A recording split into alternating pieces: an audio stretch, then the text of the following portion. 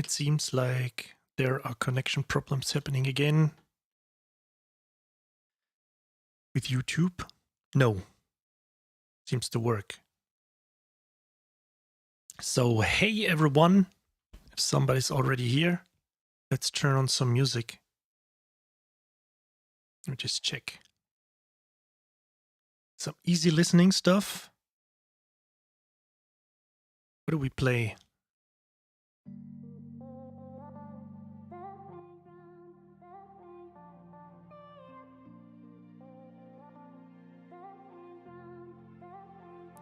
Hey Nadja, you first. Congratulations.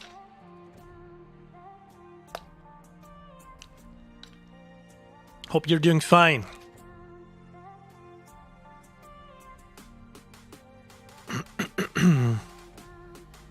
So YouTube seems to work too.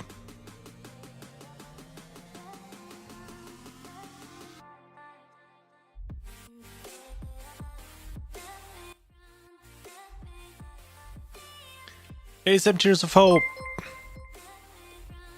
Super Nap, thank you so much. Resubscribing for 5 months. Thank you so much, man. I really appreciate. Hey, Em and Dave. Hey, Ricard. How are you guys? Hope you had a great week so far.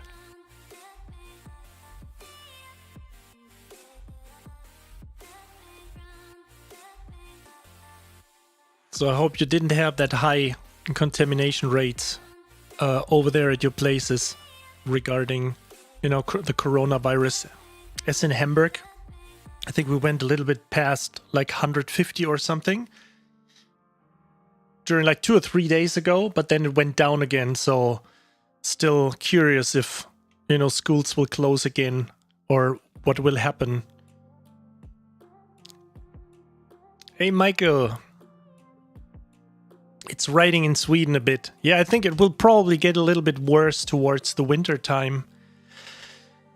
We will see where this is heading to.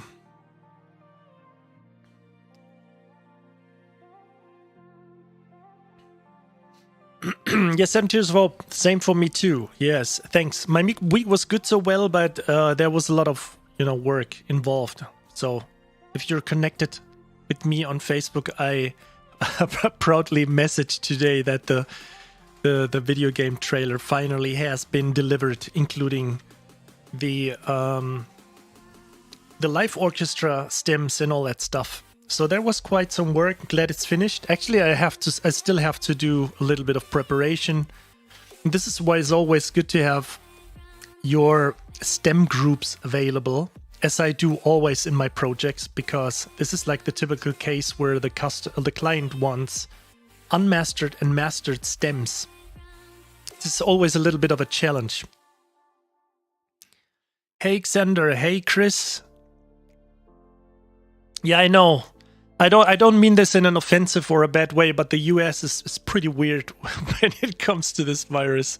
I mean, it could be, but just like, a lot of I mean pretty weird, because it's like I know that's kind of like the result of that funny orange president right now, what is going on, but I mean probably, I mean, not like just in the US, but also like in Germany and other parts of the world too. I mean, it's always the same. There are people who don't respect. Most people are argumenting like this, that I don't need a mask, I'm healthy. Yes, dumbhead, but it's not about you. It's about the old people you could potentially kill. And yeah, this is the problem. I'm a bit surprised. I have to, honestly say that I'm actually a bit surprised how many people don't think in terms of other people, but only think towards their own little universe, saying, nothing can happen to me. I'm 45. For example, if I would say this, I'm 45. My risk is probably like 0.5, 0.3 or whatever. But if I would, contaminate my parents or potentially, like older people, 80, 90 years old, they could still, they could die. I mean, they could potentially die because of me. And this is something I couldn't live with. And I experienced this. Especially You know, when my girlfriend, as I said before, she's a physiotherapist, so she works in a retirement home, and it happened quite a lot. Sorry, not quite a lot. Quite a few times that, for example, there was somebody, a son of an old guy who was living in that retirement home, and he just wanted to see his father after he went on vacation. You know, just saying hi, just hug him. And his father died because he was kind of like egoistic and not wearing a mask or staying at the or making some tests after he got home from vacation. It's kind of strange sometimes. So we will see how that will work.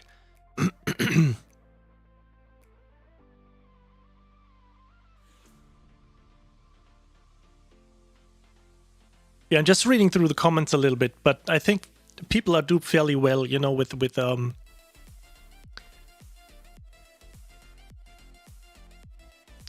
yeah, I mean, it's kind of, I mean, I also understand the other one.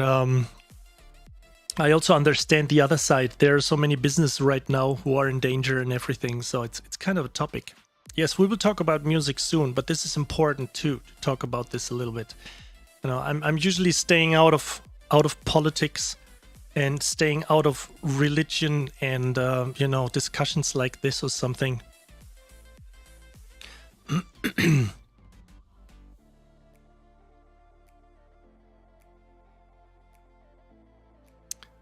Oh yeah, just reading. There's a lockdown in Melbourne, Australia since March. Yeah, basically it's like the same here in Germany, but of course you can go to stores and everything. Just wear a mask, and it's okay. And you know, I mean, basically you don't need to wear a mask when you are outside. You know, just walking around.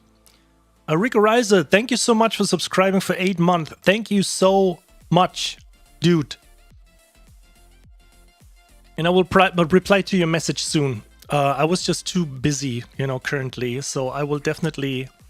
But as far as I know, you were moving, so hope, or in the process of moving, so hope everything's working all right for you.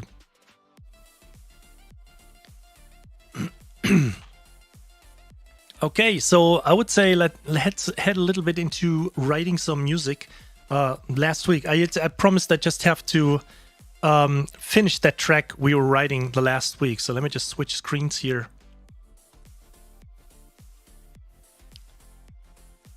Thanks, 7 Tears. Yeah, I just try to, you know, I mean, after all, we are humans, right? And we are, you know, not kind of like special humans, but I was recently talking to someone on the, I think on a Discord Skype session, that, you know, it's we are like emotional and sensitive beings, and we just have to take care about all these things happening in the world, because this is shaping our music, you know. I mean, this is like when your girl leaves you. This is how blues has been, you know. I mean, not basically, but it's a big part. I mean, the blues history is about a totally different topic, but most of, or a lot of blues music, let's put it like this, a big percentage of blues music is about being sad, and you know, the girlfriend is leaving, and you're alone again. So these are all these emotional things that coming up when you are creating music, and this is a healthy and good thing to do. So probably turn down the music here for a moment. Okay, so hey Bernie, great to see you. Did I miss someone? Okay, so I'm not seeing visitors again on my channel here. That's funny. And thank you so much for following Absenta. I just give you guys names. Oh man, and thanks so much everyone. So I'm just every time I'm opening OBS and see my integrated activity feed here, it's crazy. I mean, if I check my channel on Twitch right now, I think it's like since starting in January 2020, it's sorry for the noise. I just accidentally got into some stream here. So I can see that like 1,671 followers just follow my channel. This is absolutely amazing. But so far, again, I'm not seeing people from how many people are visiting. I just have to clean out some stuff. I'm not really sure. What do you think? The problem is I'm currently making my head around is if I should simultaneously stream to YouTube and to Twitch. And I know that there are a lot of YouTubers out there, but it's kind of weird because YouTube, for some reason, it's kind of strange or funny when you upload live streams and it's a completely different thing. Yeah. So I hear myself right now. Just wanted to see if everything works all right. So right now it's kind of funny. I don't know. I don't even know how to start this. I don't even know how to say this. But so it seems to work like right now. Yeah, we will see. So maybe I will, however, I will do it, but maybe I'm not really sure. I'm just thinking more loud. Yes, of course, I will upload past broadcasts to YouTube. On the other hand, I'm not really sure if I would put them up in full length, but maybe I will do that and maybe cut a little bit of things out there. But I'm not really sure. Maybe I should leave it like this. So we will see. But this is always like constantly loud thinking. This is like the typical questions when you, for example, what I should never do. I experienced this is why I also think about this. For example, we went the last Twitch stream. We just went on playing a game. You know, like playing on Warzone, playing on Fall Guys for a little bit. And recently, you know, if I do that on Twitch, it's no problem because it's a game platform. But if I do that on YouTube, I experienced this like firsthand. Like the last weeks, at some day I was uploading like a little snippet of me playing like a minute or something of Warzone. There was this funny situation that I was just killing everyone on the map, even though the gameplay was pretty lame, actually, to be honest. And there was like a little guy at the very end, like a little boy at the end.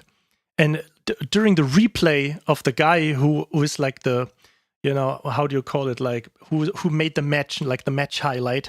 And that was me during that round. And there was this little boy saying like, man, this guy was fucking annoying, you know, because I just struck everyone.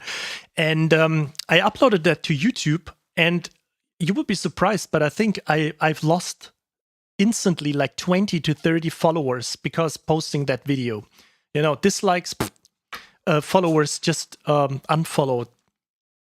And it's kind of hardcore when you see that happening, only because you just put something into your, let's say your entire cycle of releasing videos. You put something into that is, you know, connected or related to fun. It's kind of funny. Yes, right. Pro esports player. That would be funny. And it's kind of weird. So if I should continue by hopping onto a game, I definitely have to deactivate you know, the streaming to YouTube. So I just have to see how that how I decide for this. So, but anyway, let's do some music. So let's listen. The last week we had a look into Oceania 2 by Performance Samples, and I said, you know, we just composed a little bit because a little bit of music because it's kind of boring to just, you know, for 2 to 3 hours just going through a library. So I think it would be better to start making way more music. And let's just see where we left off last.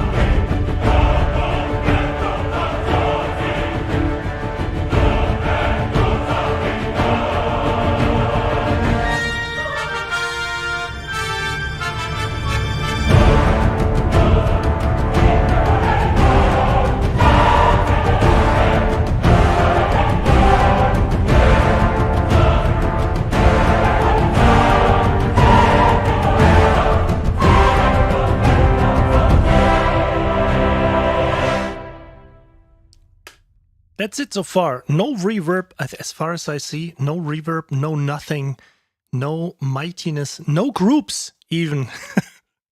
So we just have to set up these stem groups. Very important. We just have to do that today, definitely. So maybe I should do that right now. That we just sort out a little bit of instruments here that we have. So we have strings.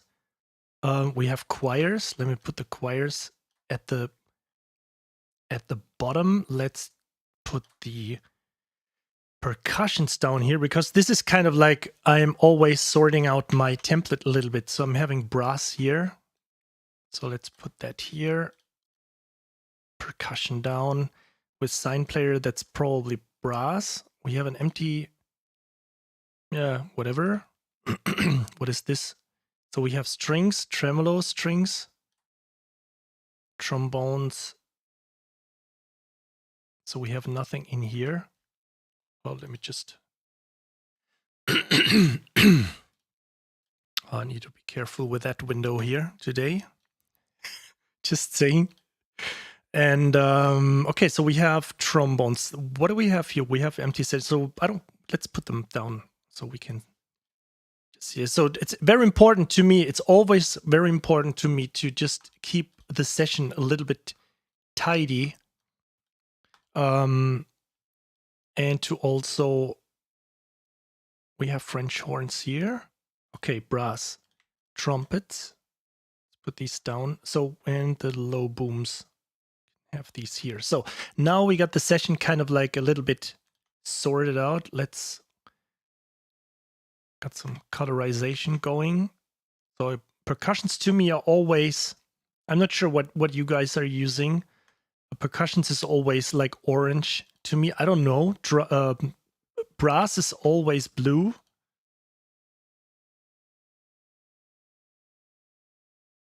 Let's pick this one. And what do we have here? I said that was strings. And what do we have here? Piccolo flute. And we have woodwinds, surprisingly. No, I'm just kidding. So we have to, but we have to use more woodwinds. So we got strings here. We have, okay, let's rename this a little bit.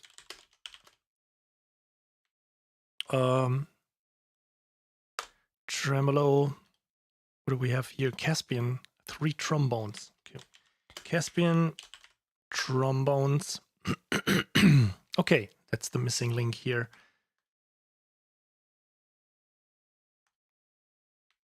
And strings green.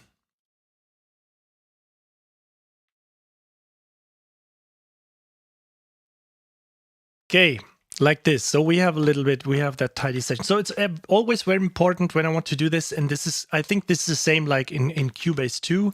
There is one advantage actually that you can do in Studio One. If you just select several groups, several channels, you can just select them all and just move them, you know, up, down. They will all follow. On Cubase, you have to hold like Shift and Alt for doing this, but this is no biggie. And also it's the same concept that you could do this, add bus for selected channels. And then you have my big head is here in the way right now. But you see it up here that there is like a new bus available. So we call this strings. Then we have another one here. Select this. Add bus for selected channels. And we rename this to brass.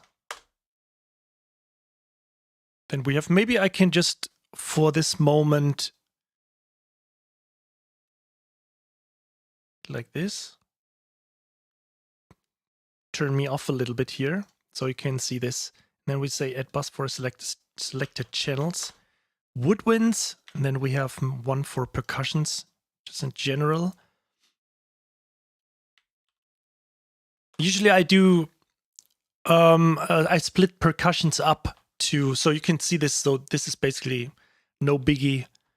I can turn this on again. Cam link.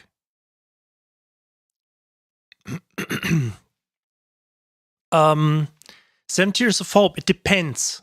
To be honest, ironically today for the final, you know, giveaway for the final delivery of that game trailer, I had to deliver high and low strings, and these guys, especially when it comes to trailer, when it comes to cutscenes or video in general, it's always for the final mixer who has to do also care about the effects and the voiceovers, is basically frequencies. They don't care if it's strings or whatever, it's just in general that this is like high frequency and low frequency material. So it's always I could do it, but in general, I would just say I have a general strings bus. And if somebody wants to split up, I would simply, create like another bus and route the low strings to that one bus and keep the high strings on the other one. So I basically have to do just 50% of this.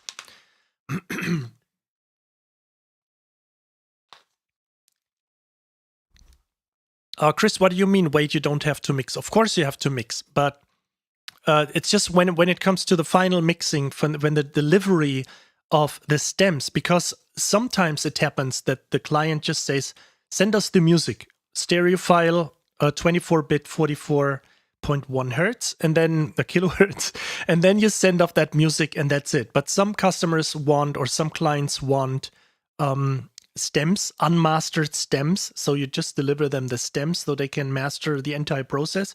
And sometimes you have to deliver production stems. This means that you put like the mastering effects on the stems itself and not on the mastering bus.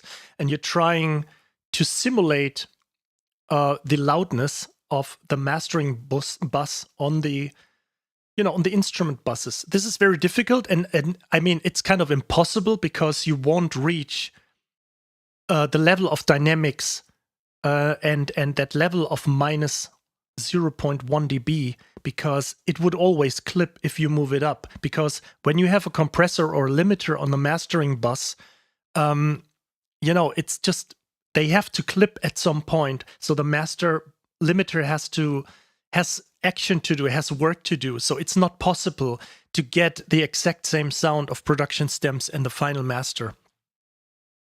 So let me just read through them some, because I think you guys posted something. Chris, I will do, maybe we can do this on the next stream. Or maybe I will probably have another stream going on Monday, so we can do a song review. But I will definitely announce it early enough if I do this. Usually when I can't do it, I have so much going on that I just have to prepare a little bit for the stream itself, or finish working before that, or always make sure that I have eaten something, because I'm not the early guy. I'm not getting up at like 6 or 7 in the morning, and then I'm always a little bit late when it comes to this.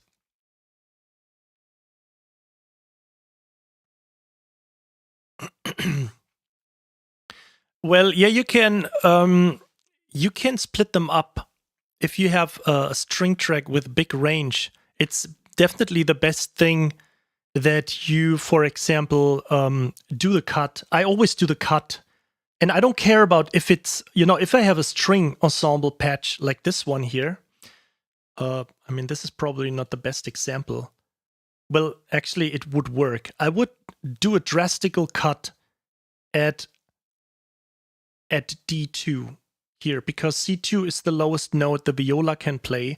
So I would leave this on the low channel, and I would move this up on the high channel. I don't care what instruments this is going to, if there are violas in there or high cellos or whatever. I do the cut because you have to think in frequencies when you do the final delivery of high and low strings, for example.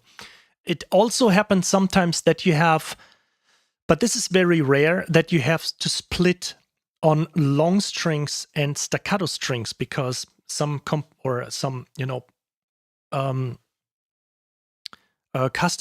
clients want to mix or want to take special care about long strings differently than short strings.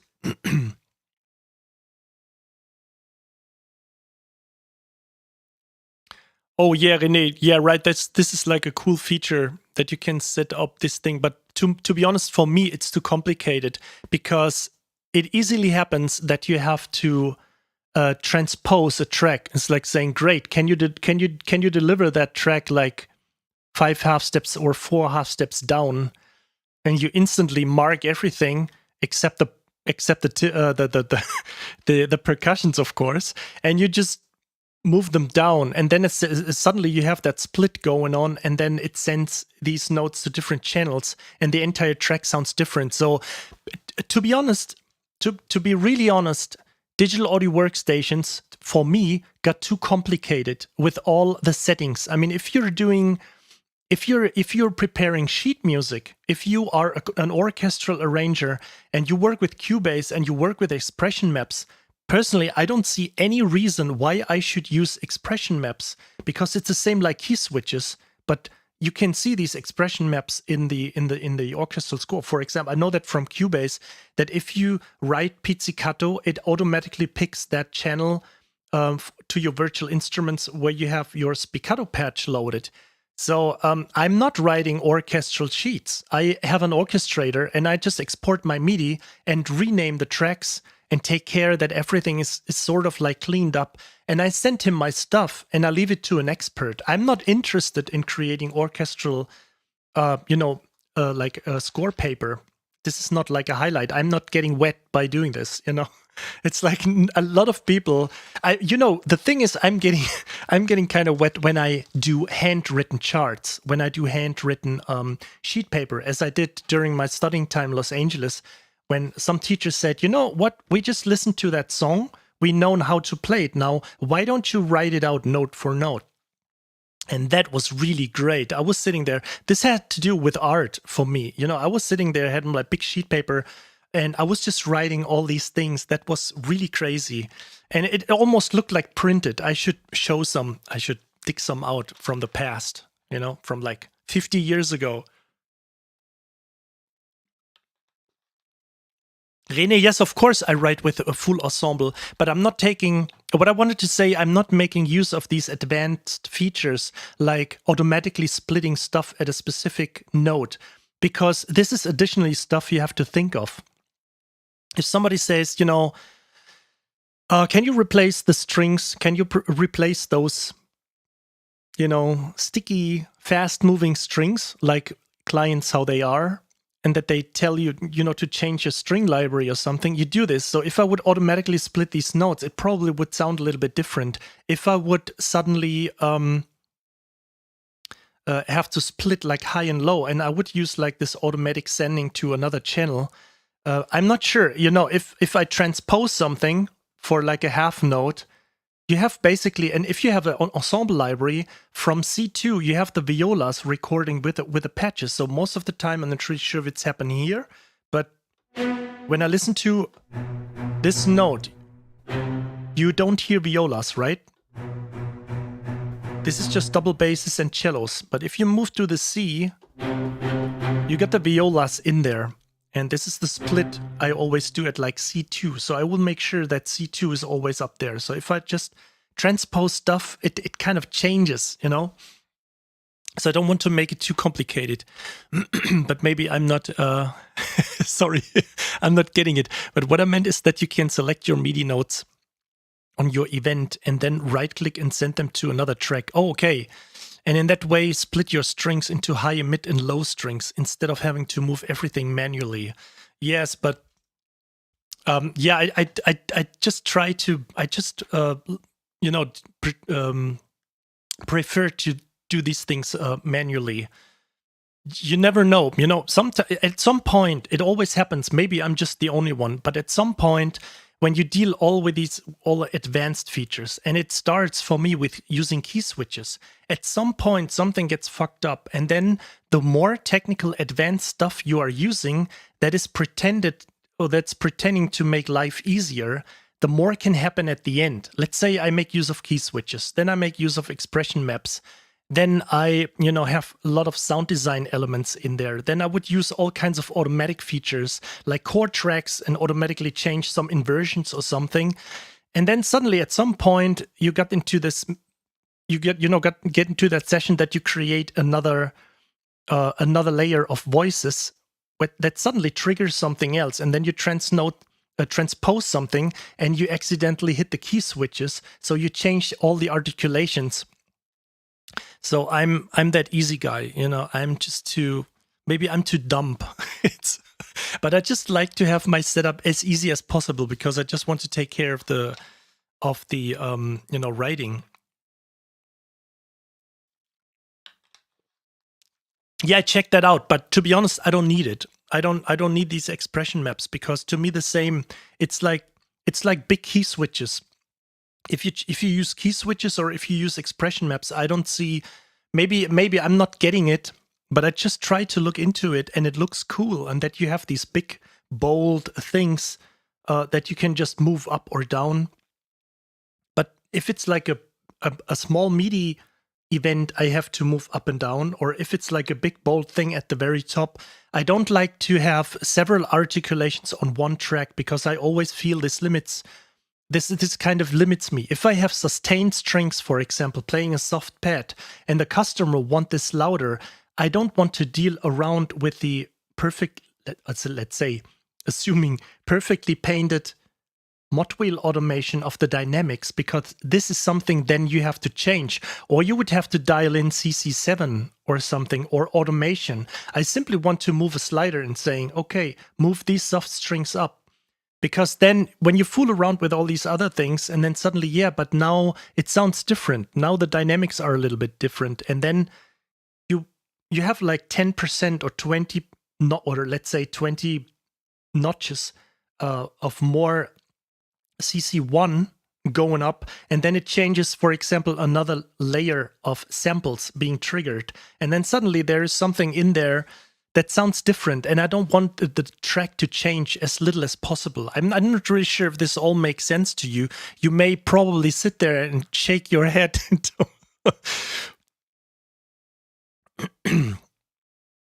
Yeah, René, this is how I work, because assuming the staccato notes suddenly have too much attack or anything, or they are too loud, I can simply turn down the track a little bit. I don't have to dial into what changes the dynamics of the actual triggered samples, and then suddenly you just change parts, and then you forgot to copy the key switches or whatever, and then suddenly your own entire track is kind of like completely, fucked up. Or the basic example is that you have, for example, sustain, staccato, and marcato samples going, and you constantly have to switch between them because it's pretty hardcore to create some human-sounding line. But if I, for example, play the Caspian trombones, I don't need swell samples because I can do... But I can also play staccatos. So I don't need to take care about anything of this. If I move to, for example, trombones of Junk XL,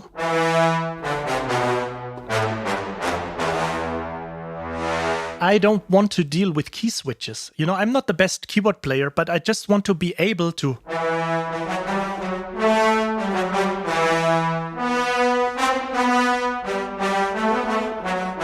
I just want to be able to play something and then record it and kind of tweak like all these things, but not spending like hours with key switches. And the other thing is the disadvantage of key switches. I wouldn't be able... If I just look over here, I wouldn't be able to come up with something like this, to have marcatos, staccatissimo, sustains layered. This is not possible with key switches. So I want to be as flexible as possible. And to be honest, in times of where you can deactivate tracks and have folders and everything, you don't have a template with, even if you have a template with 1,000 tracks, if you just sort that out and make it, clean, and put it all to folders, you don't have these problems with having chaos going on your screen. And that brings me to another thing, but I will talk about this later. So let's let's do the ending for a second here. Hey, Manaberry, how are you?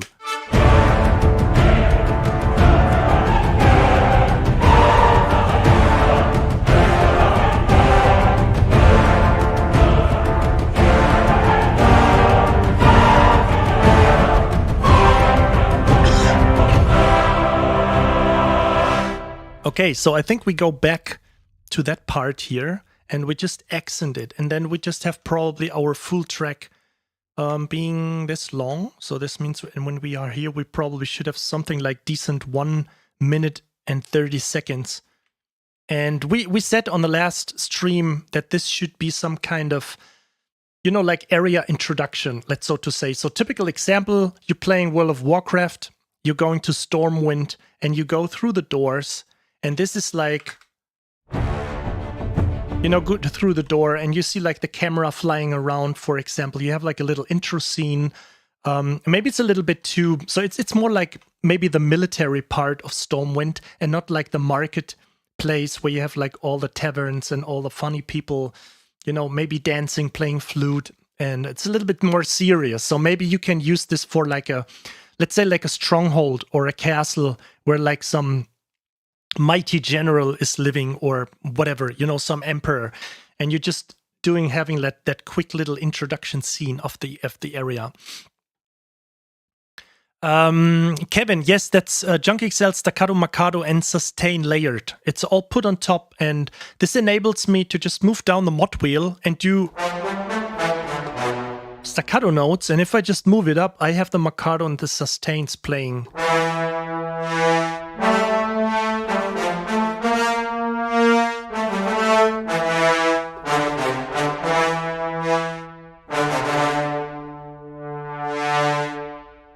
So that's it. Okay, so let's move on here. Rigorizer, yes, I played World of Warcraft for quite a long time. I think like 3 years or something. Okay, so we just, for sketching reasons, we just put this on.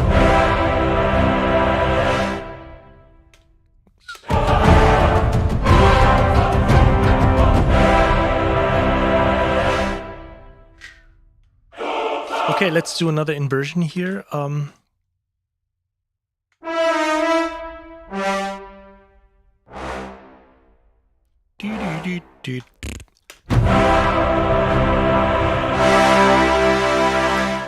Something like this.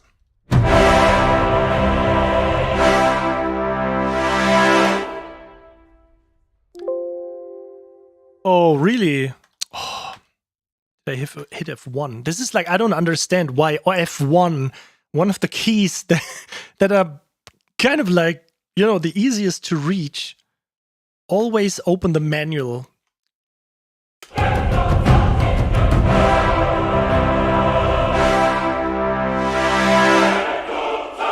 Just have to see if we have to do gap here, but then again, it's not a trailer track, so we don't have to take care about this. But I will just make this longer and take care of the man here for a second. Always important having, you know, letting them breathe.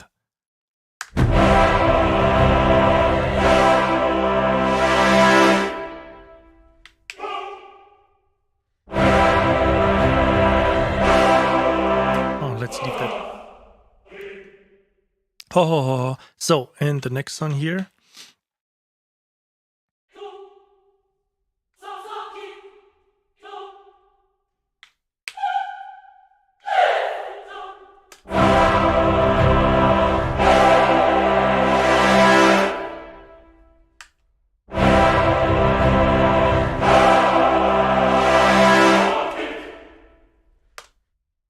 We can do that later, and then just have one more measure, one more bar.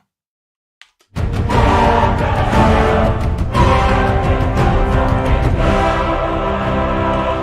copy that over. And probably we do, let's take this.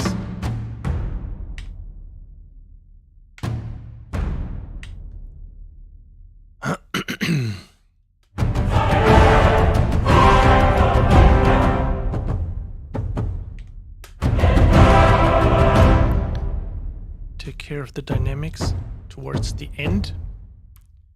Make it a little bit more dramatic.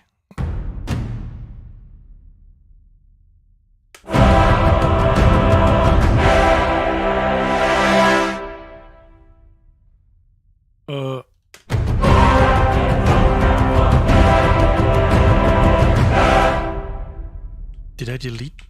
What happened again? No? Okay, brain fart probably. Okay, let's do this. Just need 2 more bars, sorry.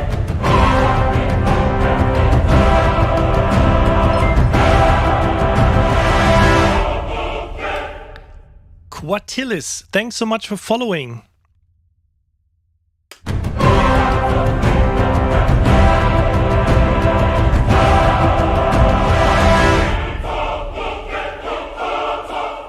Okay, so we have this basically as an accented ending line. So we will use not punctuation, accentuation on all these things. So we'll have like full...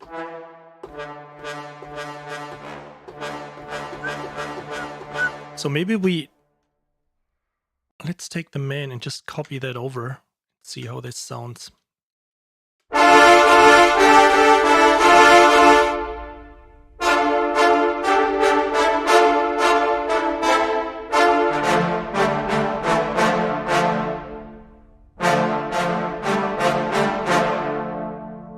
Okay,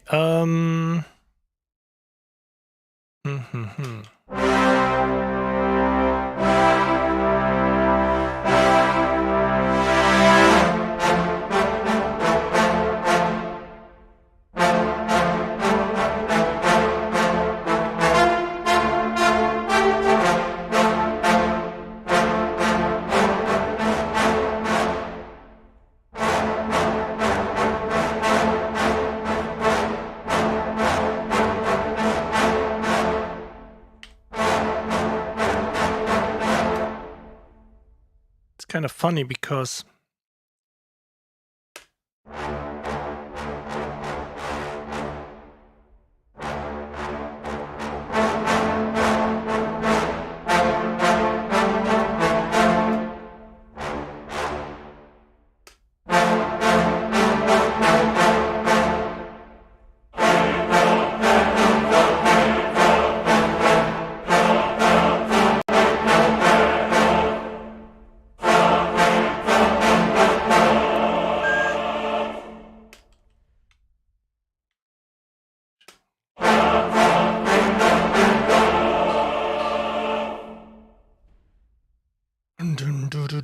not sure if we just do it, maybe.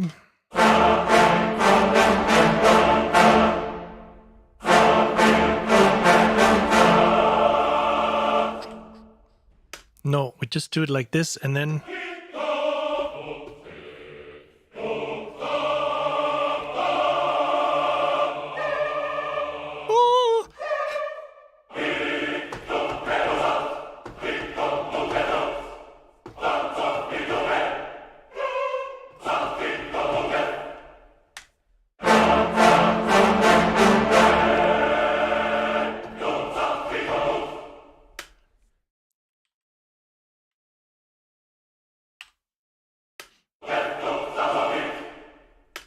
work for now.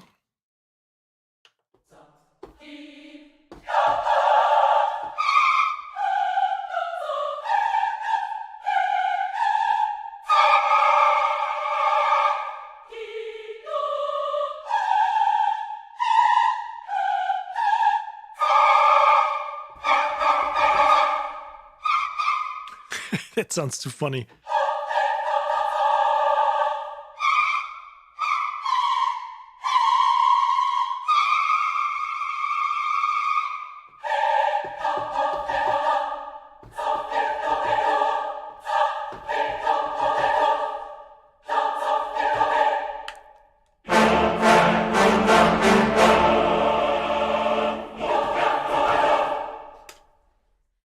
Okay, we fix that.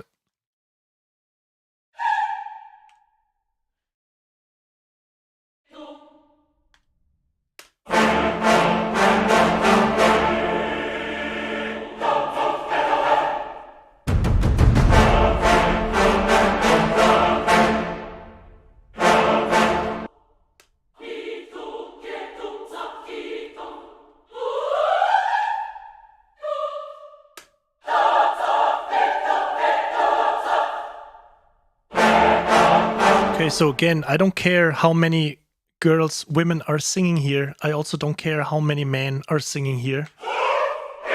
I just want to have it as mighty as possible.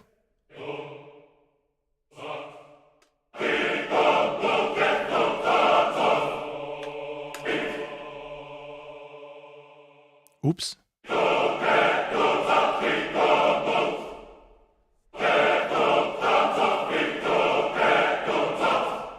Okay, seems like a glitch. An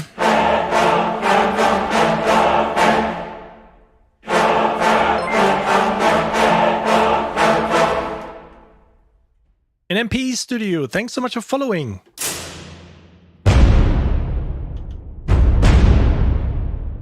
Is this... Okay.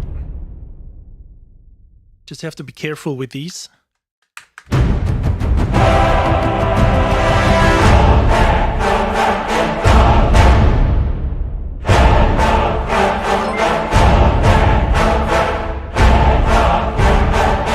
Okay, so let's build this a little bit here. That's what I'd like to do. S1 Studios, thank you so much for following. So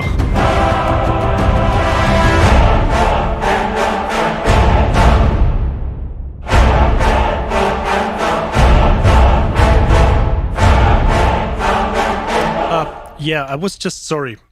I was just distracted. Steve Berg, thanks so much for following. So I just want to build a little bit. So that's...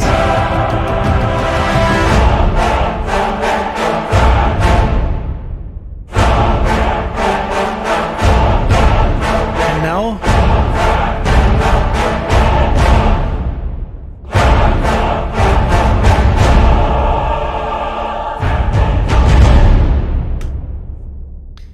choir sounds... We just have to do something about this.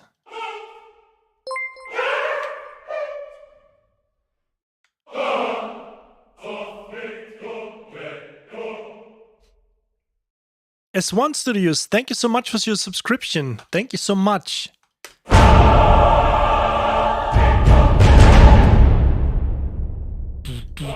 Then we have to have some trailer hits here at the very end.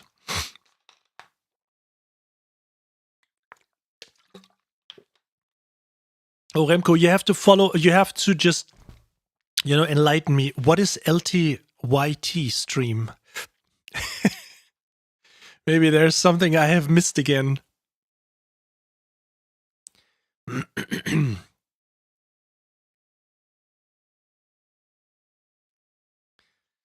LTYT.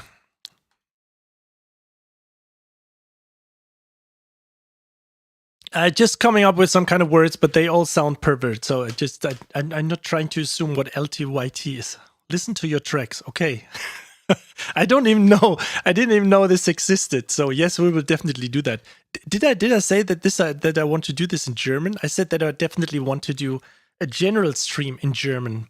Maybe this is something I want to do on Monday, but I'm not sure. I still have to see what work is going on. So there is so much stuff going on again. But yes, I will talk later about this. So let's make some music first.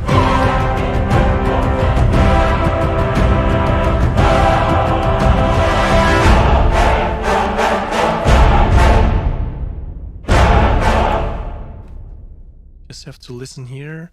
We have Dago here. I can just recommend Dago. It's like amazing library. Really awesome sounding drums. Just have to be careful. Okay. So sorry, I have to have my sign player.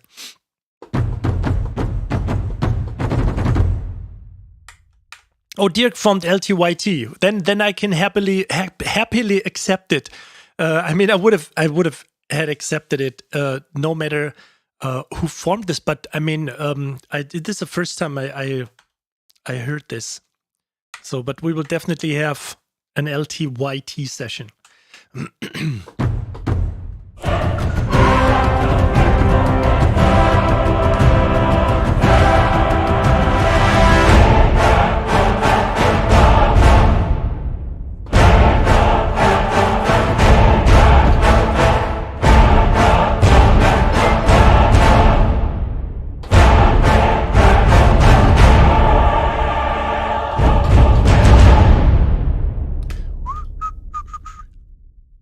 Skid Row, thanks so much for your subscription.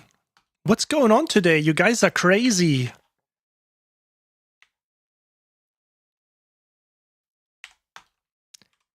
So we have this saying in German that it feels like some, you know, some glass has fallen over, like pouring over, with lots of people suddenly coming into the stream. So it must be something like this. Some glass has fallen over, or some kind of bag just fell over, and everything, you know, like all the people fell out and got free and now raiding the channel. So I really, really appreciate this. Thank you so much. Okay, so let's finish these accents here. So we have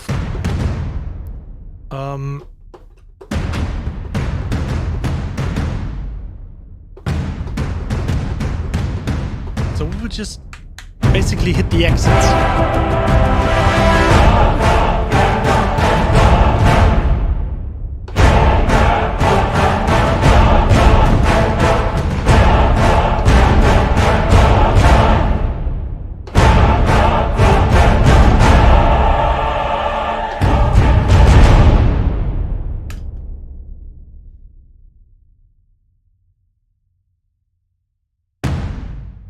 It's kind of funny when you hear the choir before, but it just sounds that loud because you got all the accents going on. From the instruments. I mean, not the accents because of the choir, but of the instruments. So it's really like blending together, and that makes the choir appearing really loud. Okay, so we have... Maybe we can just layer this down here. Oh, yeah. Nice, Alex.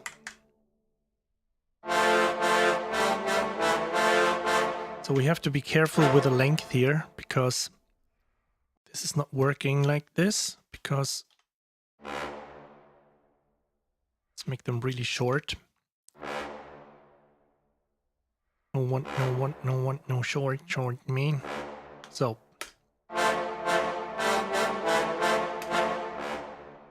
doesn't sound good in this context. I mean, usually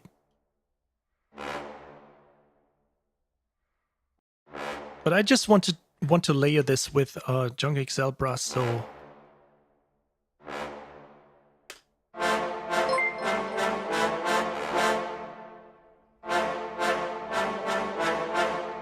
Max Nico, thanks for following.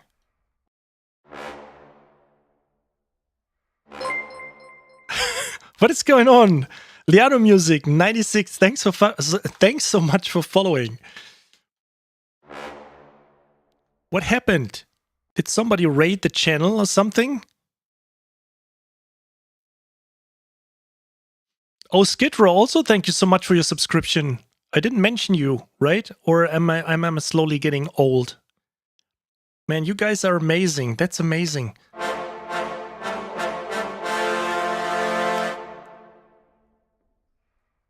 Okay, so we have to do some dynamics here at the end.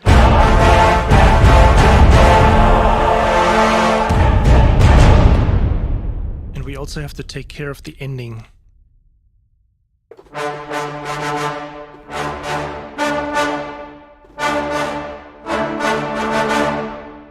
Now let's have just plain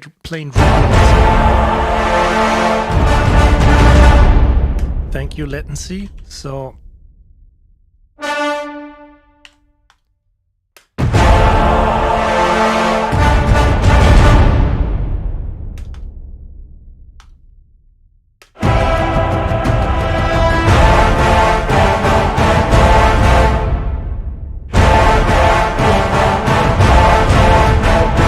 hey Ruben, how are you? I'm just I'm just smiling.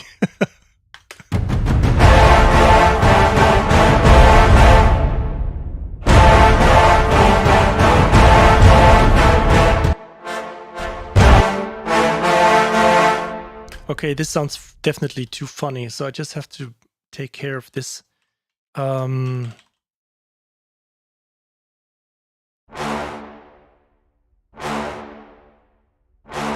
Oh, sorry, I just do it differently. I just can,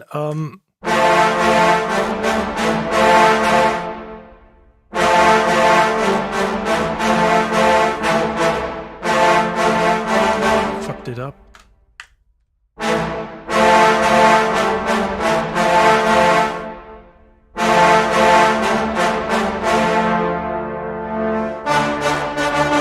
Okay, something like this.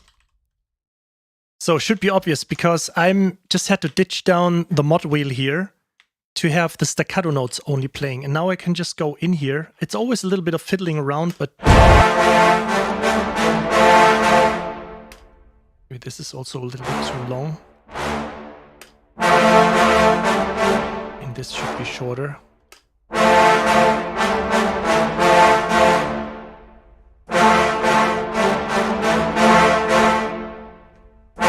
Hey Chess, thanks for being here.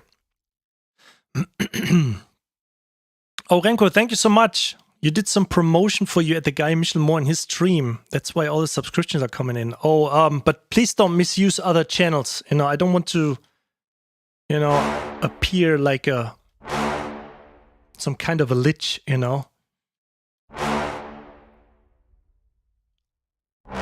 Like sucking away the interest from another channel. That's I definitely don't want to do this. But thank you so much for your promotion. I hope it was okay with Guy.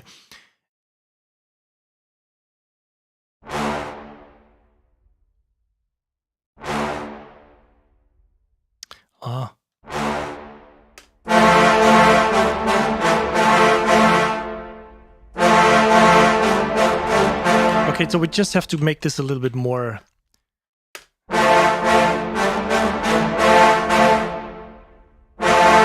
Okay, so I think the first one sounds pretty decent.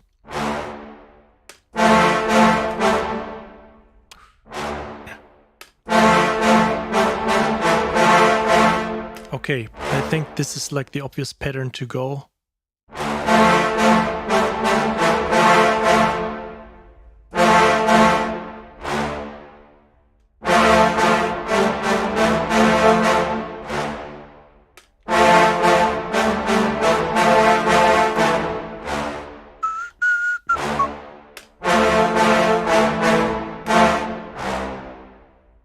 Right.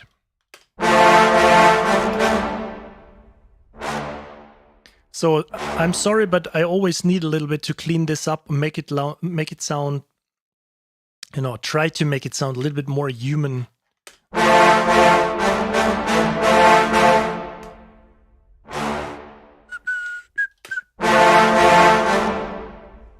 Because the breathing is the most important thing. The same as you would like leaving gaps when you do like horn melodies or something. I mean, usually the woodwind players are bragging how long they can hold their breath and doing like all this circular stuff and red faces and all these funny things and, you know, hopefully not passing out, but they always brag around. So I can, you know, play this note for like 3 hours, you know. Afterwards, I just need a little bit of a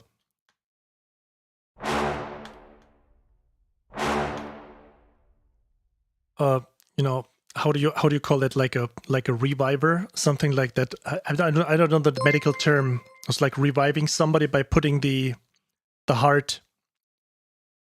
I will get it around this evening. So these things on your breast, like, you know, and reviving again. But you want to make sure of having this you know, these moments that somebody is able to breathe. Scrubby, thanks so much for following. And Liano Music, also thank you so much.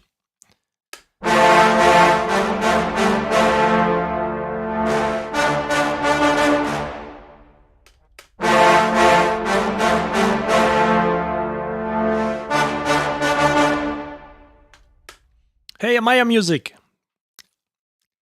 Thank you. As you can finally catch my stream. Yeah, I probably want to, you know, try also different times. So maybe I can go earlier. Oh, I didn't save so far. Is it called defibrillator? Hey, butt knuckle. Defibrillator or something? Yeah, defibrillator. Defibrillator. Dragon's Music. Thank you so much. If somebody knows, he is. when he hit too hard on his clients. Okay, so let's see how this sounds.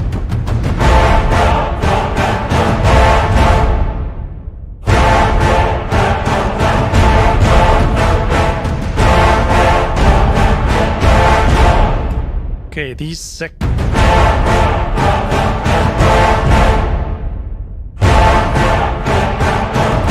too long. The first note has to be shorter. Yes.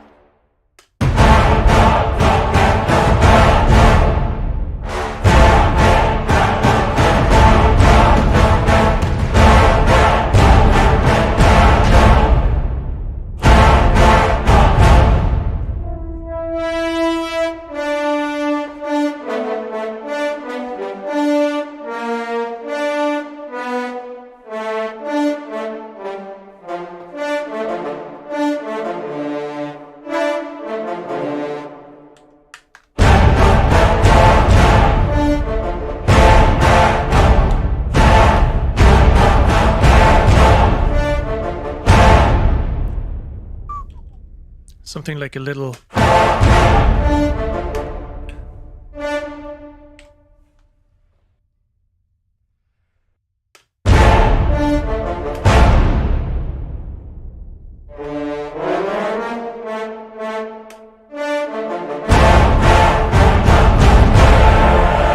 And we do the following, we just have the horns coming in too early.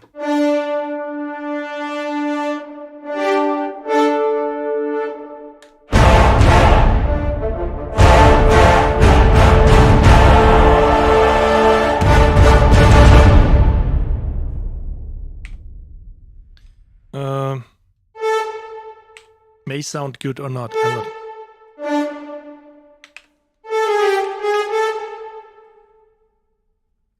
We'll see.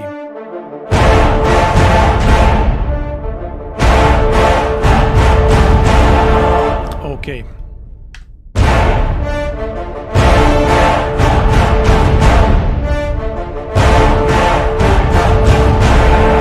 Okay, so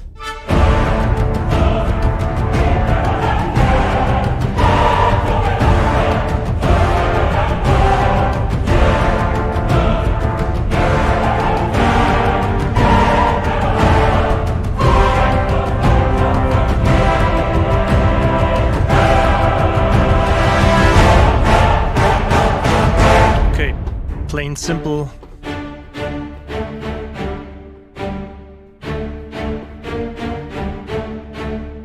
Checking the notes.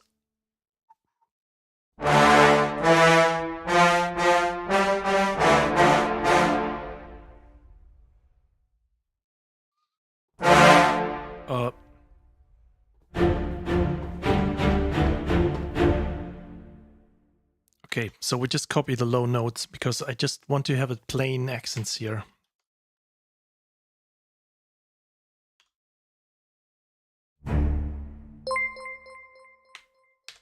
Todd Tyler, thanks so much for your oh yes, for your subscription. Thank you so much. You guys are crazy today.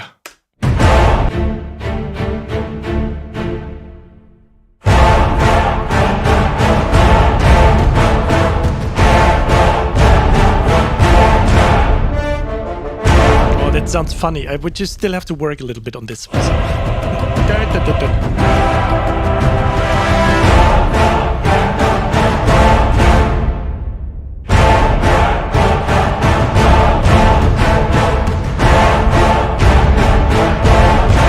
Okay, that's bullshit.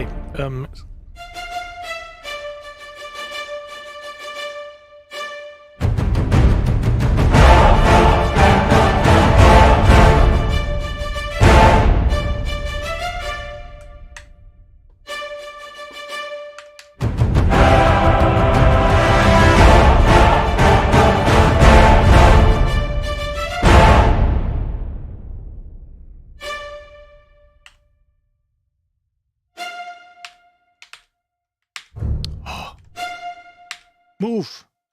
Just have to turn on the grid. And it moves.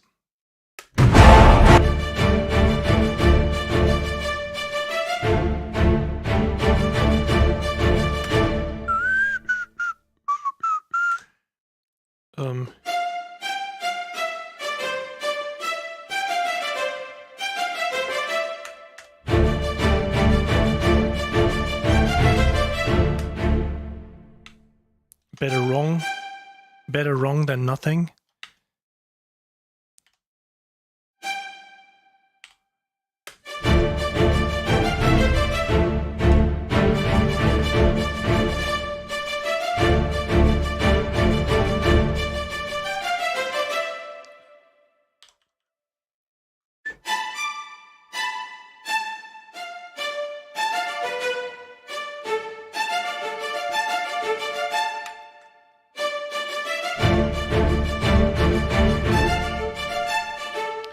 Fucking latency.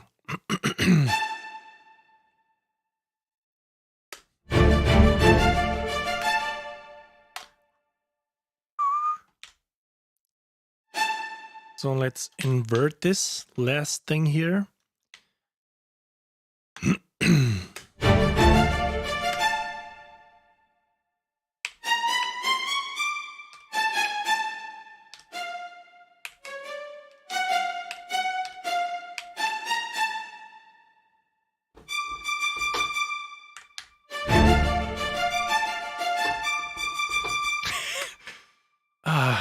It sounds all drunk. I mean, it's probably. Oh, it's because of the this forgot the term again. The sample start.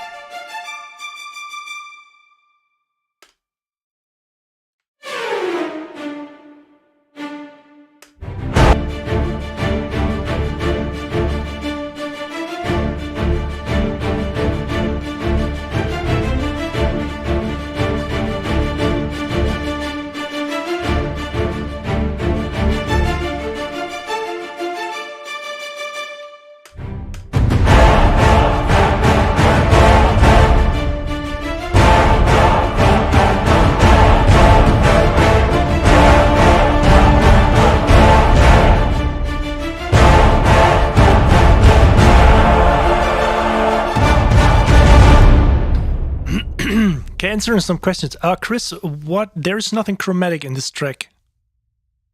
That last bit. Do you mean this one here? That's a simple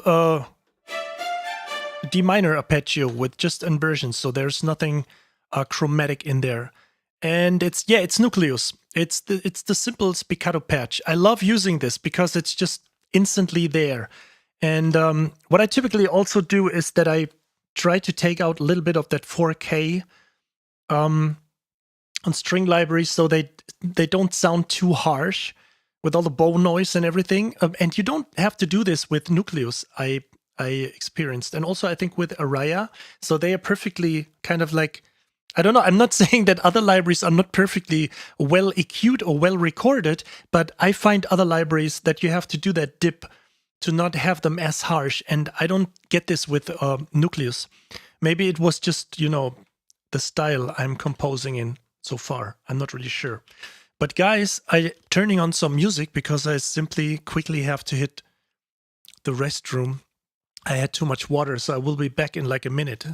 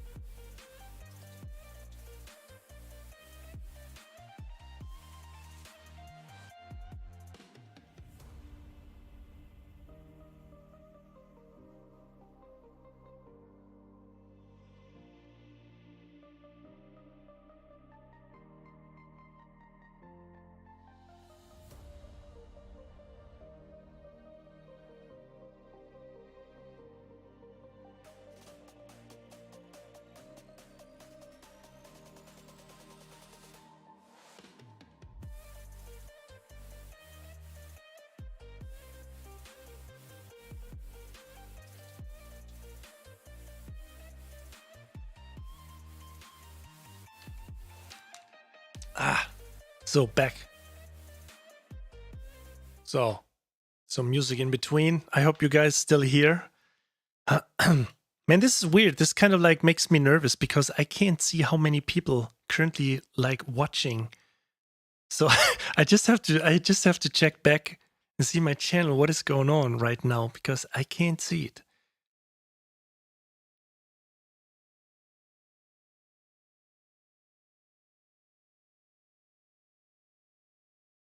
Why I can't? Why I said this is?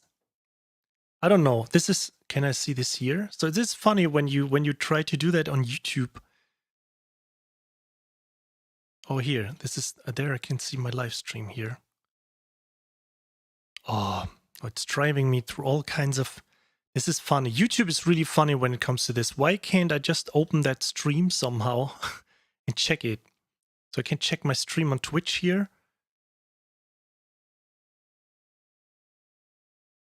Okay. Yeah, so we got 26 on Twitch and on YouTube. I can't see that. Oh, here. I see it in here. 24 also.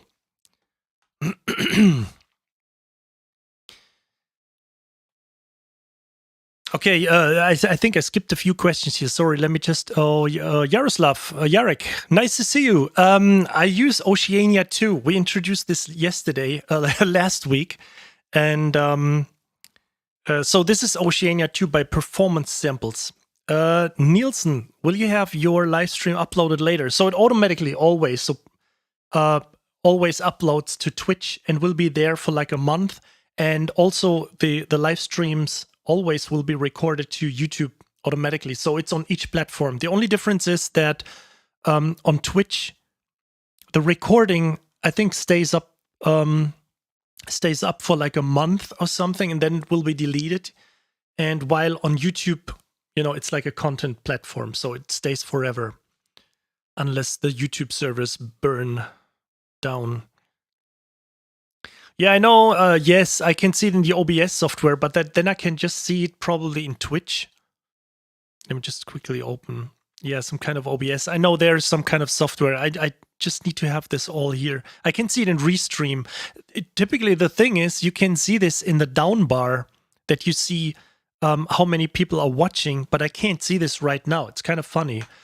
Okay, so let's move on. So we have...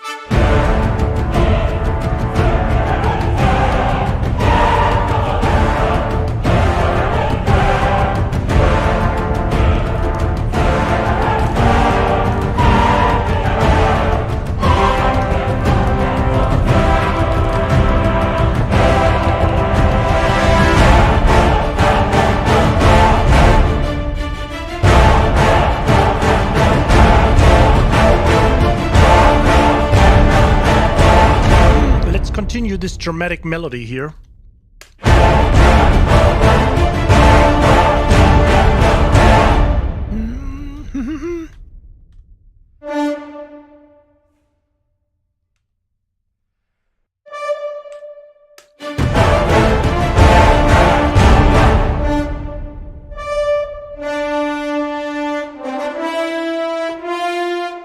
Just something simple.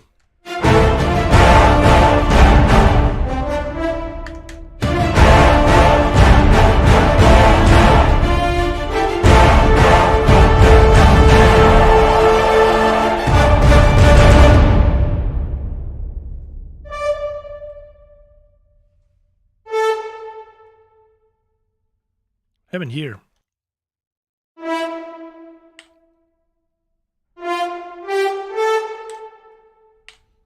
Okay.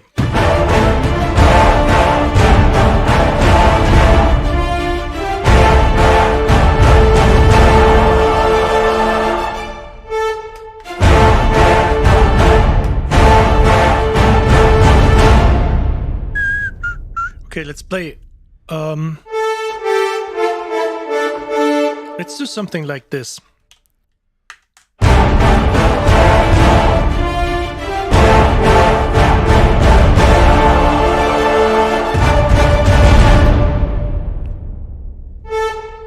So we have at least a little bit something melodical going on here.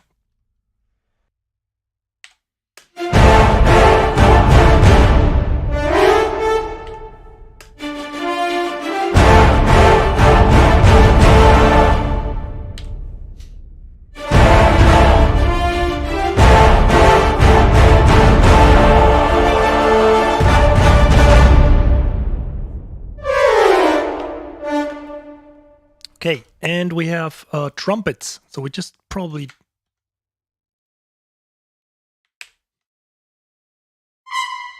Oops.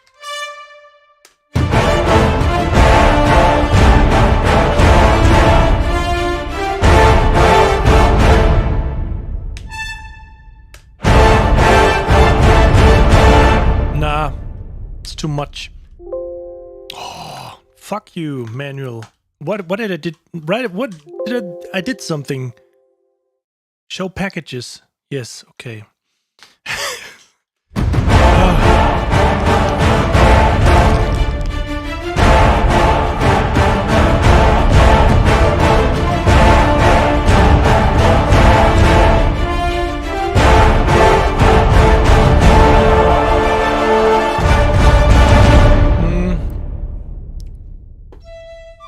Okay. So I just want to probably have not too much. Let's load some woodwinds and just put...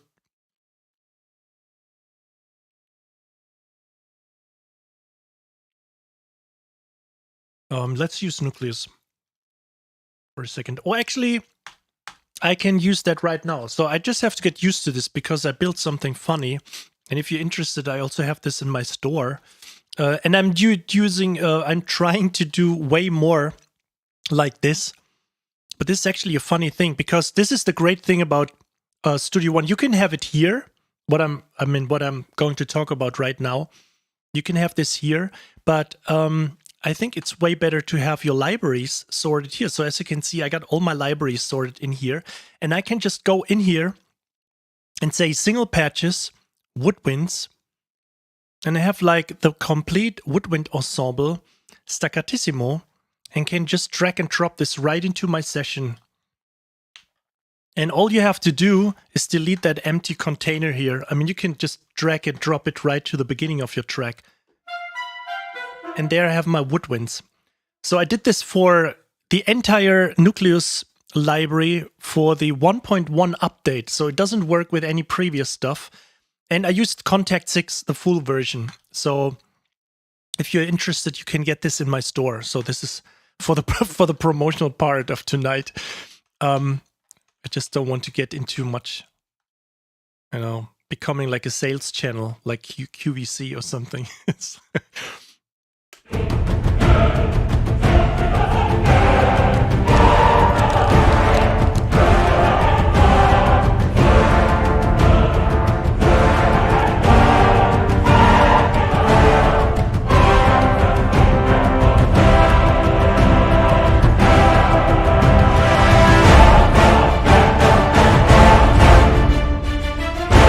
Okay, so I want that bit to play with woodwinds too. Oh, idiot! Hey from Hamburg. Hello from Russia, that's cool. I have been to Moscow once only. I have to say the vodka is superb over there. You don't get headache or something, you just get drunk. Plain drunk. And then nothing. I just have to mention this.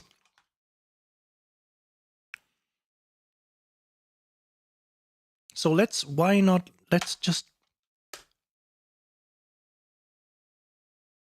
oh.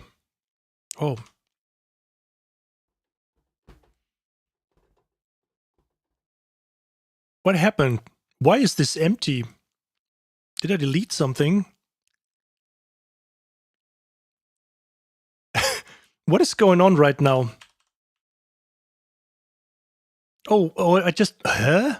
Oh, I just put it on this empty... Oh. Okay, I just thought I put it... I'm getting slightly mad. Crazy.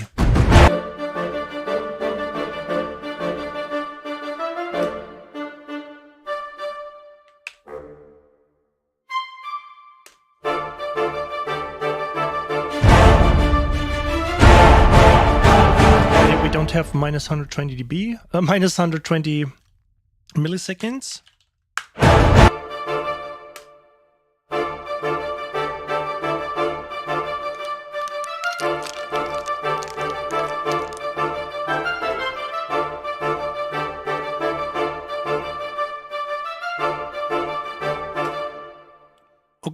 Emre, hey from Istanbul. Thank you so much for being here. I mean, it's so great to see all these cultures and countries you guys are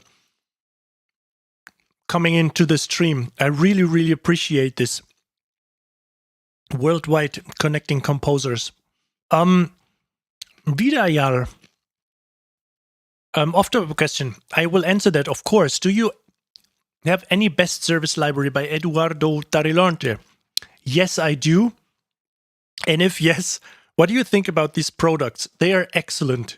There is nothing, probably everyone, without exceptions, I'm leaning a bit out of the window here, but I would probably say without exception, everyone would agree that libraries by Eduardo Tarilonte are just top notch. They are just no-brainers. They sound absolutely awesome. And each of these instruments have something, all have something unique in there. I can't really describe it, but all of his flutes and all of his, percussions and everything is completely, it sounds like recorded instruments. I know it's not samples. Some, of course, sound like samples. I mean, like all sample libraries have some instruments, but the legato, all the flute stuff, the vocals and everything. I mean, roundabout, I have nothing negative to say about his libraries. So if you think about, what do you think about buying? Maybe you can let us know what you're thinking about getting.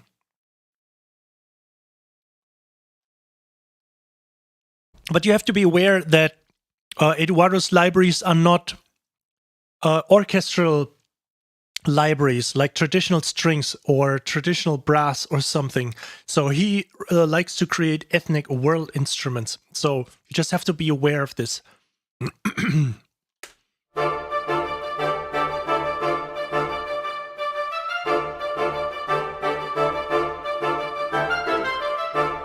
It sounds kind of like German right now. Very, very military. Not really. Maybe we should start soon with the automation process. Sorry, with the humanizing process. I think we have to do this right now for this one. So I think I didn't have. Oh yes, I have Control-Shift-H. Do I have this on my? No, I don't. I don't have it on the Control-Shift-H. Yes. Why don't you just hit Control, Alt, and H?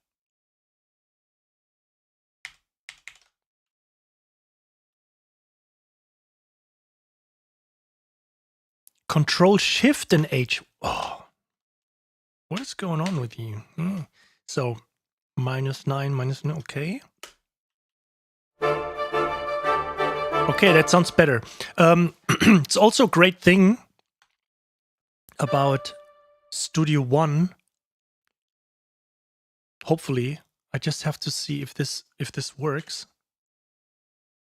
So you can see right now, and I think this is very important.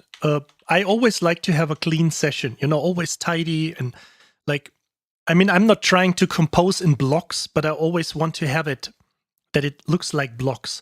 And the funny thing is, or the strange thing is, when you do this in Cubase, the note will be white, or the note will be, cut off, not being played, or it disappears or whatever. And when you humanize, when you do that in Cubase, you always have to make sure that you only select the notes except the first one. And when you do that, you don't run into that problem of the first note being swallowed by, let's say, the event container wall. You know what I'm trying to say? So the great thing about Studio One is when you do that, that something slips out of sight here, or out of the container. Of course it extends, but if you just move it back again, the note stays like this. So you don't have to be afraid that this note suddenly disappears. I hope this makes sense what I'm trying to say, but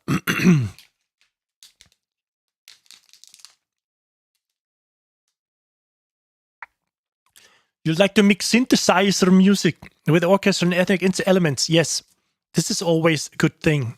I'm sorry, I just saw too much that video of that guy saying synthesizer. So this is like, I'm making everyone mad who knows me personally. My girlfriend, my daughter, always mentioning this term. They are like, they're almost about like throwing stuff at me always when I walk around in my apartment, repeating that word.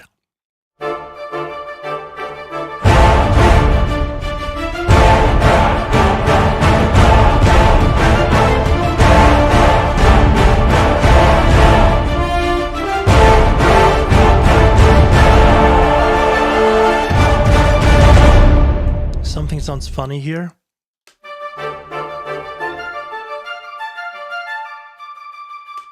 We can get rid of this.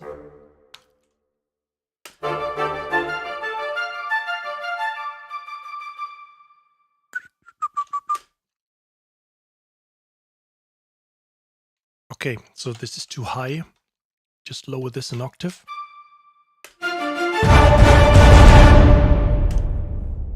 Okay, and then we just have to take care of the orchestral percussions.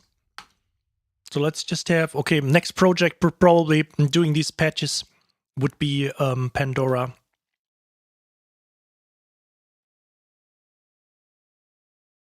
That will be a big project, to be honest. So let's load some. We need timpanis.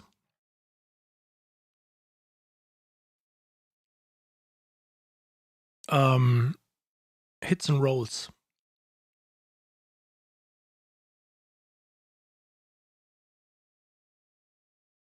Sus rolls, sync, okay.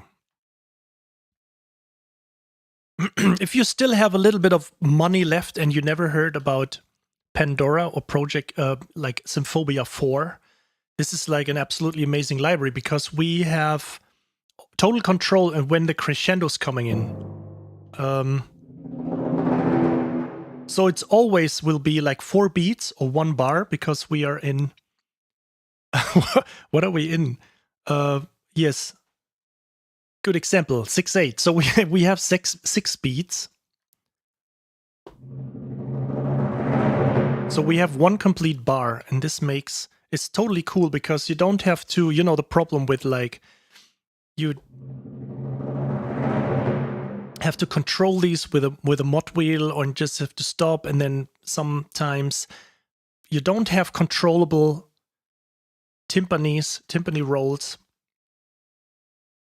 And you just have to see where the file ends and all this stuff. Then you have to render them moving around and all this stuff. So if you have a little bit of budget beside and you're still looking for a great percussion library, this is what I'm trying to say. Definitely get Pandora 4. It's absolutely worth it. Okay, let's see.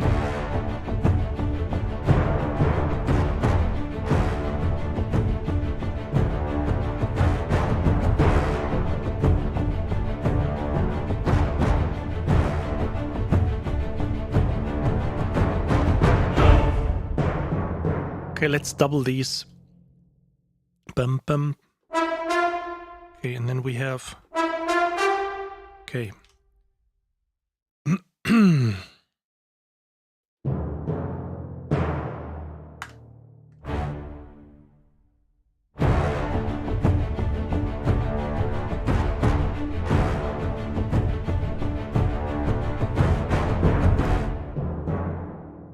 Oh, we have it. Huh?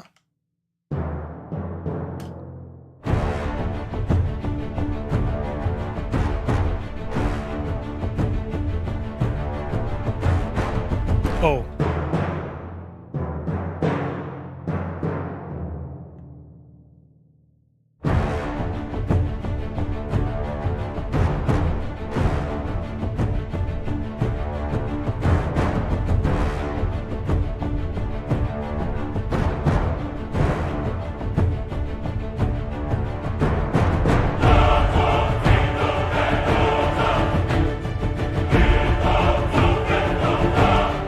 Okay, on this part,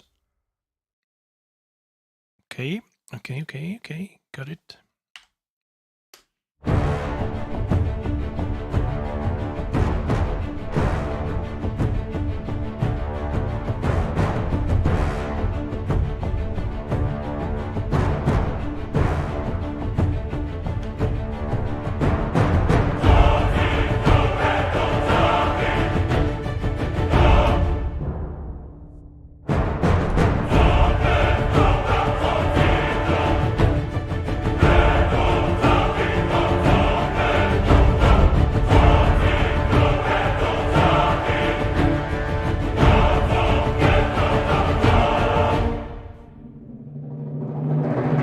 This is the cool thing, you just have this roll and it's automatically one, it's exactly one 6/8 bar long.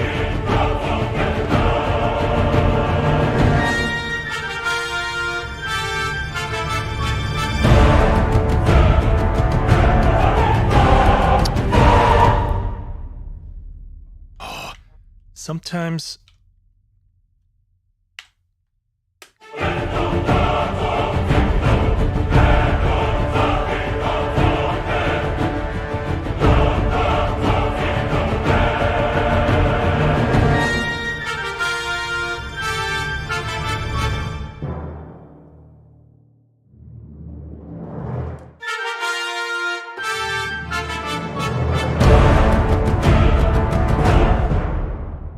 Okay.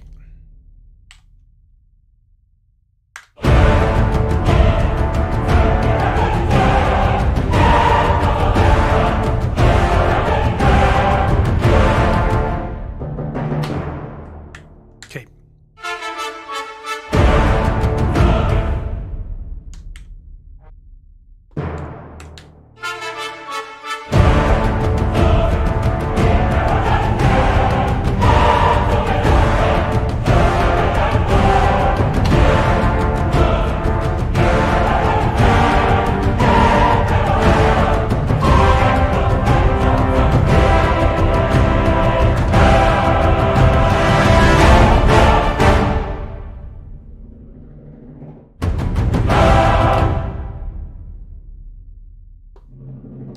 See.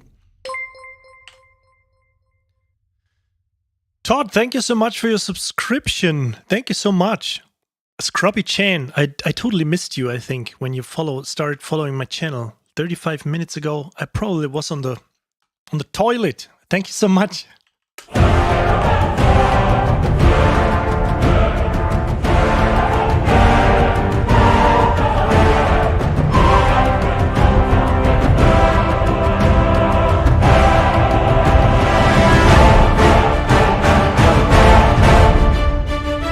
So we have like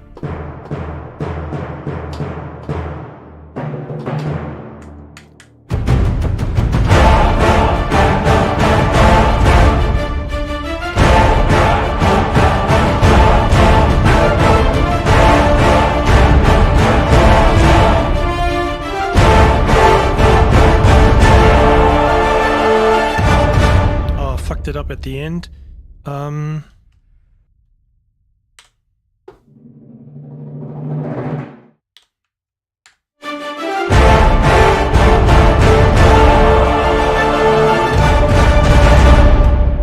Okay, now we need cymbals.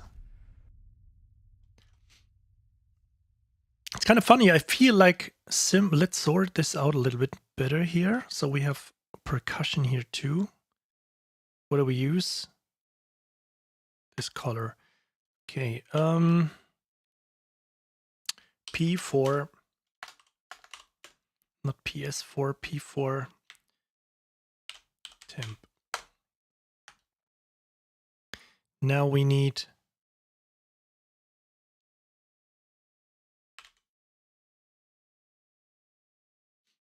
cymbal hits and rolls. And this is a cool thing. I mean, the entire library is structured like this. Just have to find this. This is like,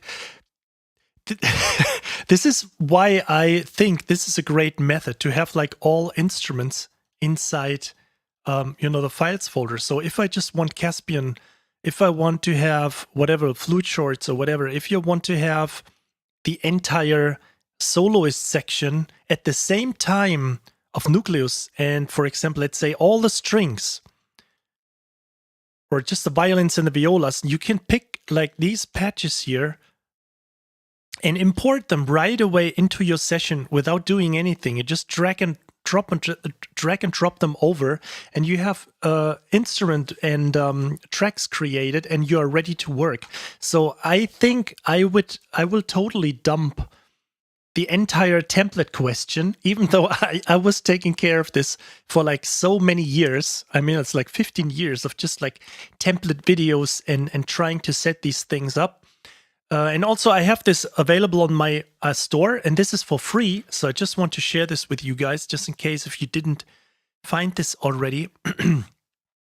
I have a little free Basic Studio One template for you guys. So you can download this here. This is actually not much. This is basically just the setup of the tracks at the very beginning. The buses. I have to do it slow. So you will have the buses down here, and you will have folders. And then eventually, if you get one of these packs or you create this stuff for yourself, I did a video on this, on how to create these on my YouTube channel, then your problem is solved. So because the main thing I started thinking or getting into this or doing this is because you always run into that problem of what would I want to use for my track. Maybe you started with, you know, a rock section, a synth section. Maybe you are percussion driven. Suddenly a client says, it would be cool to have a little bit of orchestra in there. And then you're sitting there, shit, if I would have only started with my template, but I just wanted to work fast, so I started with a blank template. And then sometimes the same happens for when you start working with a blank template. I totally get this, because you don't, I think Daniel mentioned this one, Daniel James mentioned this in one of his streams, that he doesn't like to have a template because he wants to decide what sounds you want to use. And I, you know, to be honest, I thought a little bit about this, and I always, you know, during the last years, it was always the same for me, that when I was forced to use one library only, when I was, for example, writing a demo track, that I had been forced to just use this library to write the track, and then you get creative. So I think you can get even more creative when you have a blank template, an empty session, and then you simply say, okay, just want Oceania in here, boom, drag it over. Then I want to work with nucleus strings, boom, you drag it over. I want to work with Junkie XL brass, boom, took it over, drag it over. And then you have your unique template created for maybe that entire game project, and you don't have to always use the same one. And eventually at some point you start messing around with it and loading additional tracks. Of course you can use you can do both, like having your template and then loading additional instruments. And the reason why I'm saying this in general, the main point of this is, if you have, you know, like additional service going on, or you have you work with VE Pro or all kinds of stuff, it gets or deactivated tracks, it gets kind of like confusing at some point. You maybe have all these deactivated tracks in there, then you activate them and then you use them, of course, but it still takes some RAM, especially on Cubase. I think the session file gets really big when you have like 500 tracks in there. I think the session file is like 250 megabyte big. So if you're saving continuous numbers and at the end of the day you have like 50 sessions recorded, you end up with a few gigabytes. So I think I will get used to this method of having all my instruments in here, woodwinds, all kinds of strings and everything. If I just want to work on something, I can just put it in there. And I also currently, I think I'm in a process of doing this for BBC, for the core version, BBC Symphonic Orchestra, but not having all patches in there, like just strings in general and then key switch, but unloading all of the other ones. So if you load, you insert like violins 1. Did I do that already? No, I just set it up into template. I don't have any prototype I can show you, but you get the idea. If you just want violin staccatos, you can just pull them over and it just loads the violin staccato patches. This is pretty cool. So you don't have to load that big package all the time. Then you are not being forced to work with key switches and all these things, you have these single tracks available. I think this is comes in pretty handy. So do we have those symbols, right?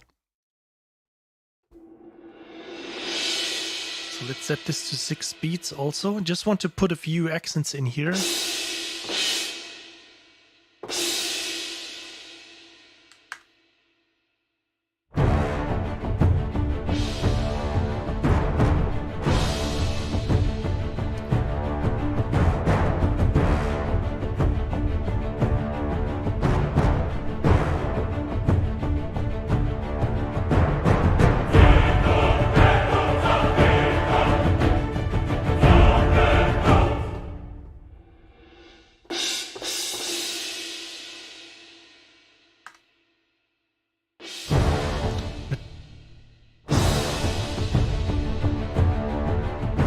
No, I don't want to start off with a symbol.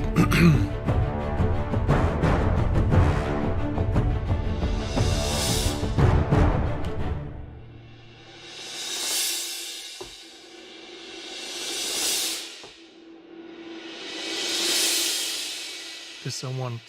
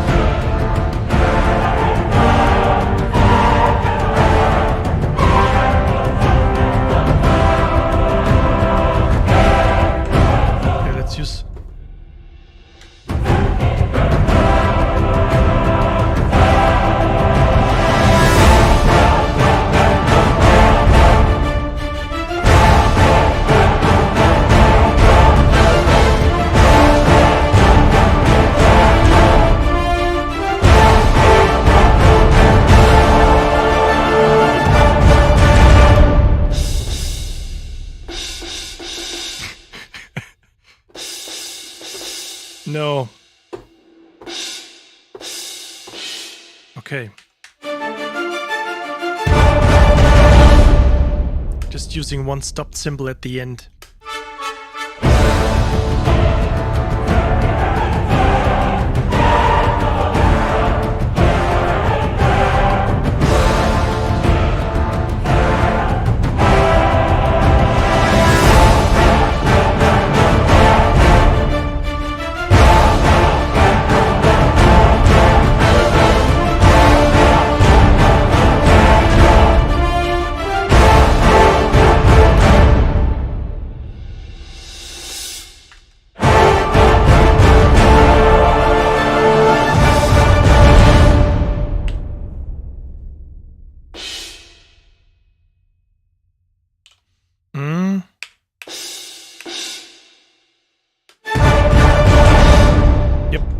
Better. Okay, so what do we do now? Hey, Matthew.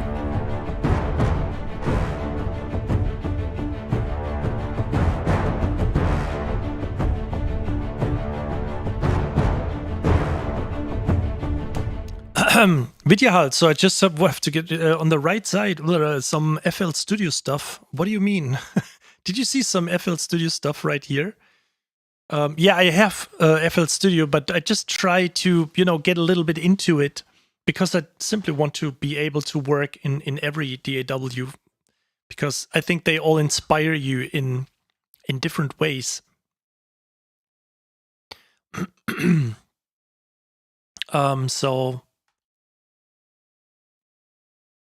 But I didn't use it already. Sorry, a little bit of a brain fart. But I sometimes think faster. Think more nonsense than I'm able to talk. Yeah, FL Studio. Yeah, I would just use it because there's so many cool things going on. But maybe I will just start composing a track to it. So far, I'm just using it for the video creator to just have like an finalized track, importing it into this and make use of the video creator to generate some kind of a cool animated video for my YouTube channel. So, well, not really like to work in every DAW, but I just know how to work in Cubase. I just know how to work in Studio One. I had a little bit of Logic experience during my Mac time. I also have Pro Tools, but I hardly don't use it. So I kind of like know if somebody says, can you do like, you know, when you go to the studio somewhere and you're in a orchestral recording or something and somebody says, can you just create like a new recording list or something, which works kind of similar as Cubase does, but some kind of like basic things, you know.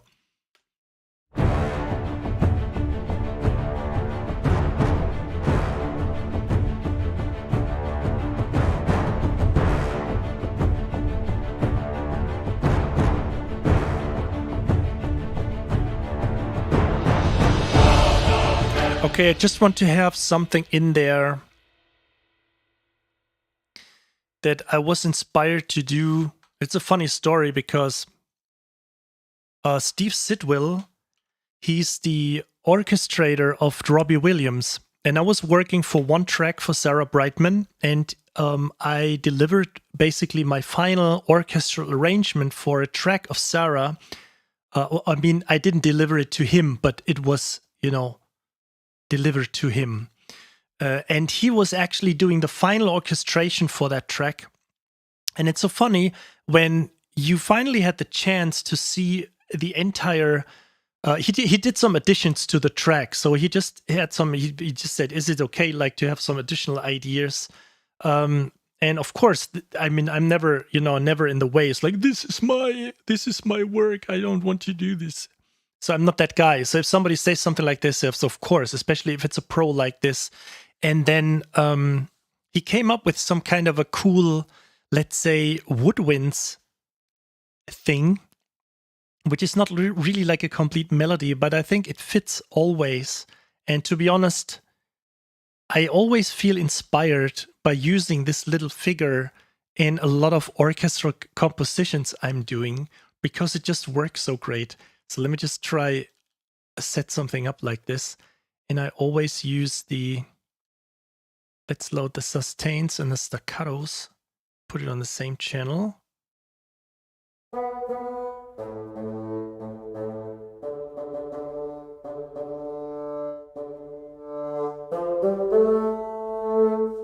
Or do I have enough?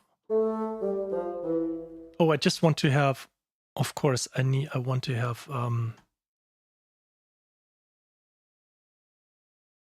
being able to play several notes.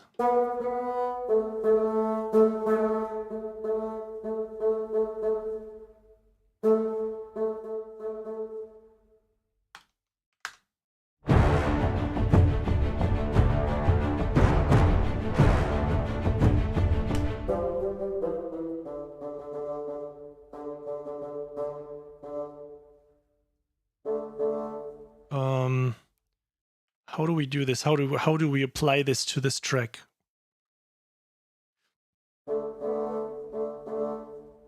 Bitwig, yes, of course, it would be within my scope of interest. Definitely. I already have the small version, but I definitely want to get into it more. But I just need time, you know, I just need more time.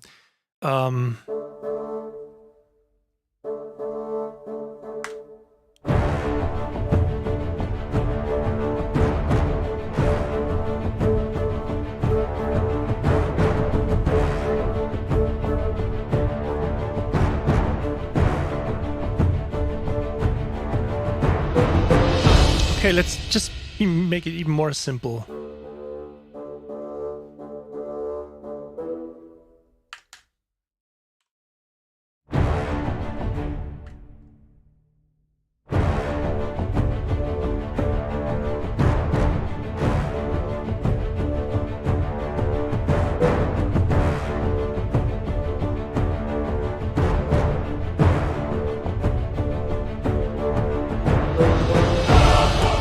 Okay, I just have to check something. I knew it. It's E, F, G. I did that wrong. with the percussions.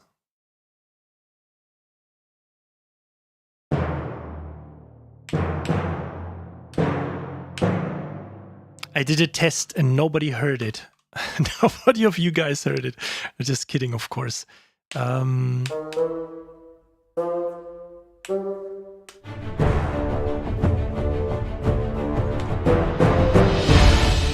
I think that sounds a little bit more medieval when we do this.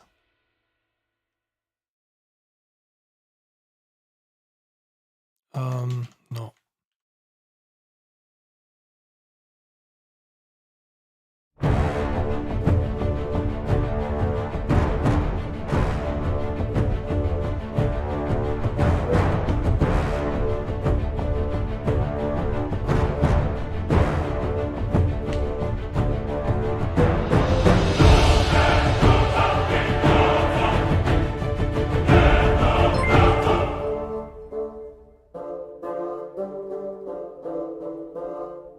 Yubinsky, thanks so much for following.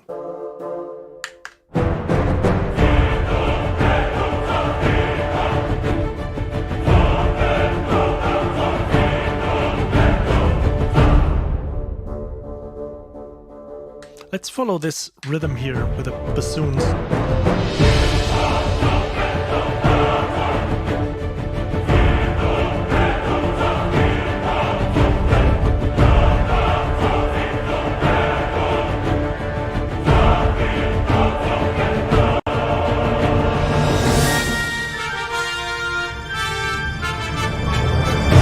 We also have to work on this part. This is a little bit too easy.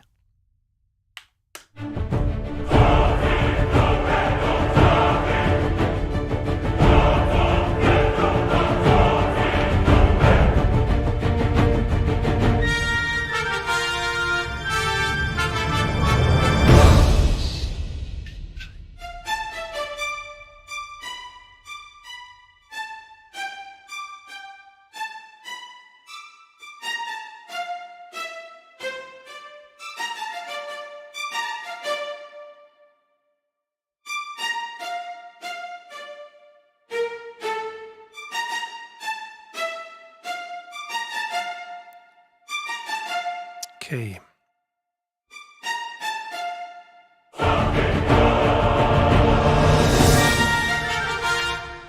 Just playing that bit and doing the rest. Clicking together here.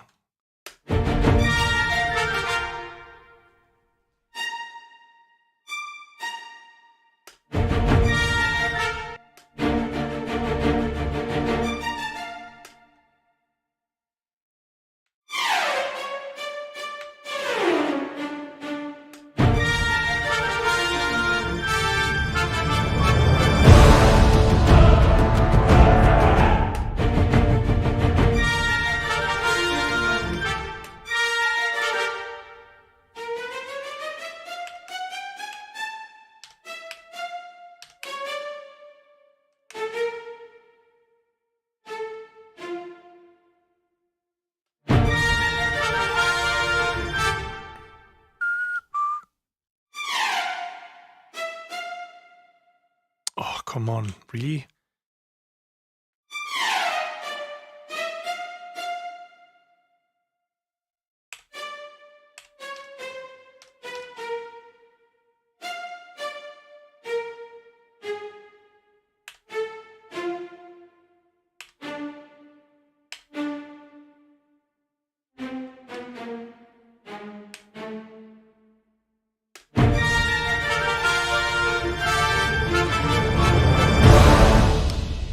Just have to check keys, maybe. Because I just created kind of a mess in here. So what I do usually when it comes to this, because I really like the figure, and I just try to adapt it to the notes, to the existing notes, so it makes sense to...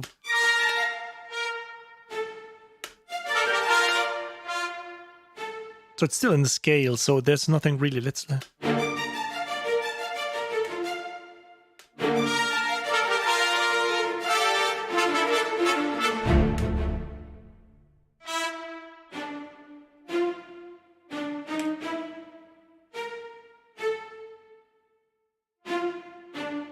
Probably the only note that is a little bit problematic. Okay, so the string line sounds a little bit different.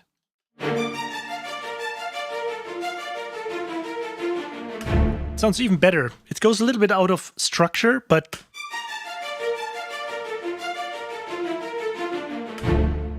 okay.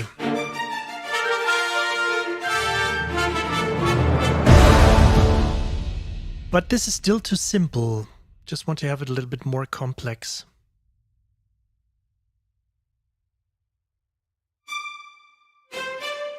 So let's make it an octave.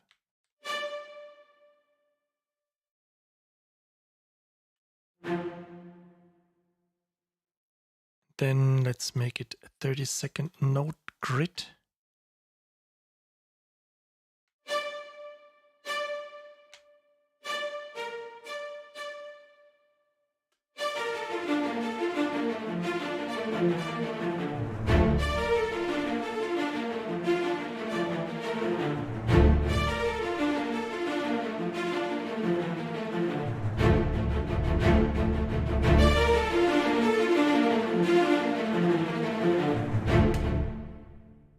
Kind of works.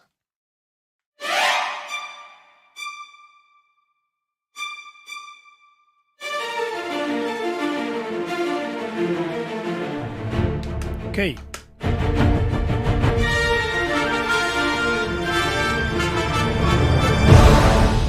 Dragon's Music, thanks for being here. Have a great night. See you soon.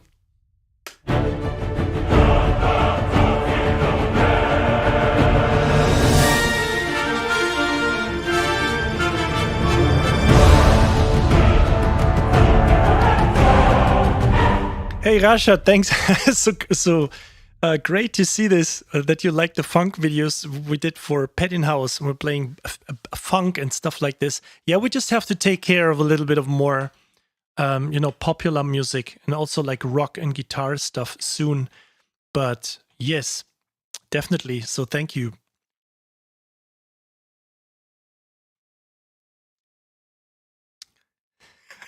So I'm just reading this bridge with that pink contact track gives me some Fintroll Moon Sorrow vibes. Okay. Also that little bridge. Okay, yeah, I know. It kind of sounds like that. I'm not really sure if I recall the track correctly, but I know what you're talking about. It's kind of like that dreamy style of kind of like the bolero, but just in high and repeating all the time.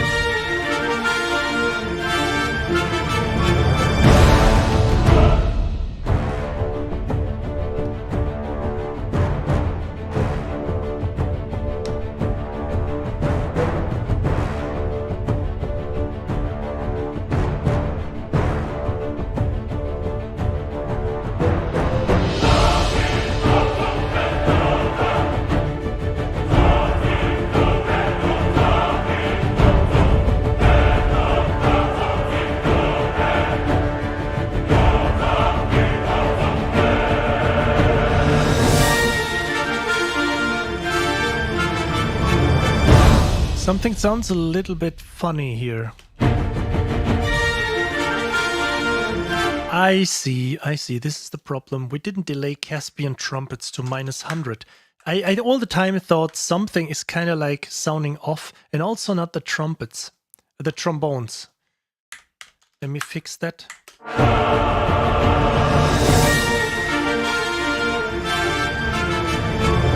Ah, now it's grooving. So.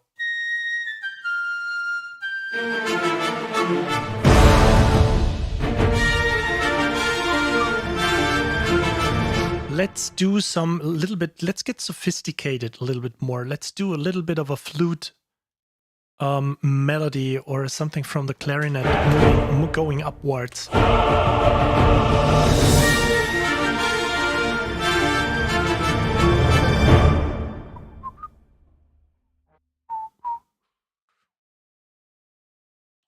Maybe we...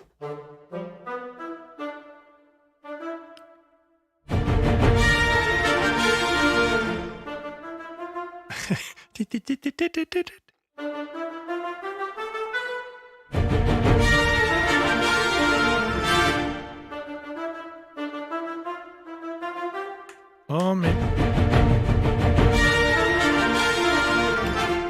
Let's see how this sounds.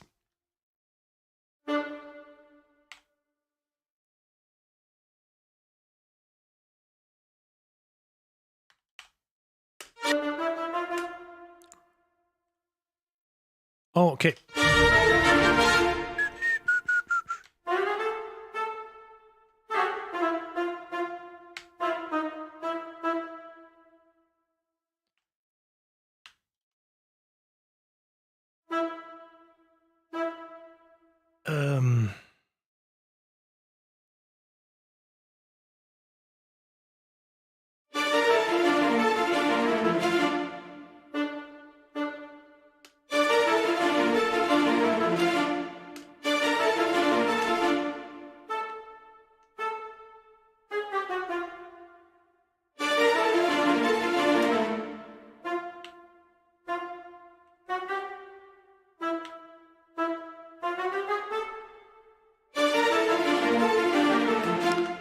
I think that sounds decent.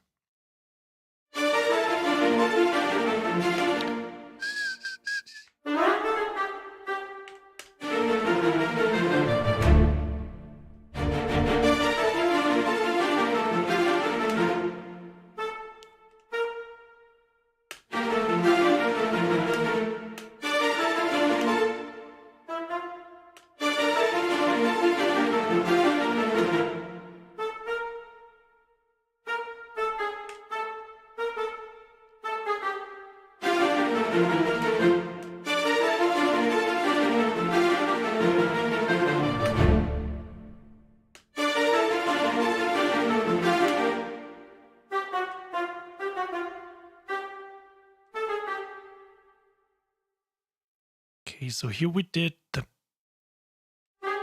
maybe like this.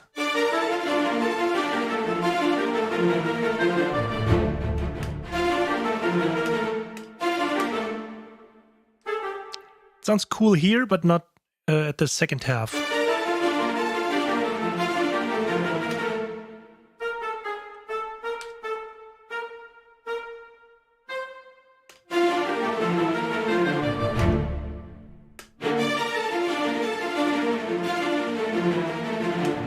Hey, Keins and Klang.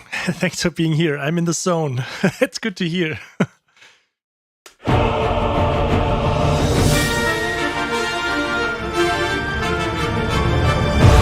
Oh, something is...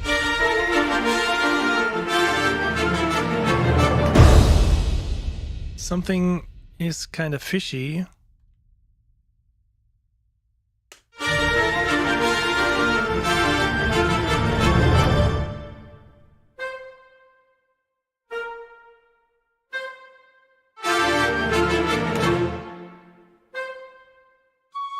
Ah, okay.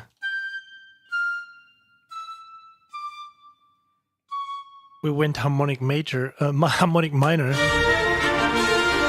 So maybe we can get this all.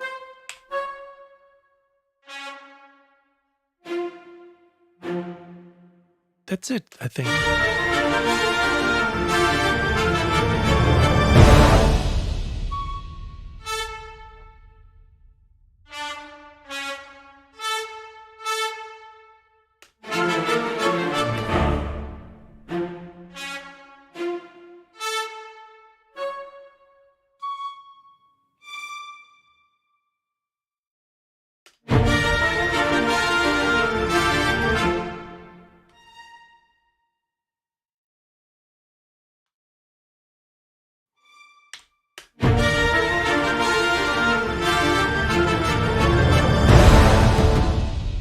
No, I think...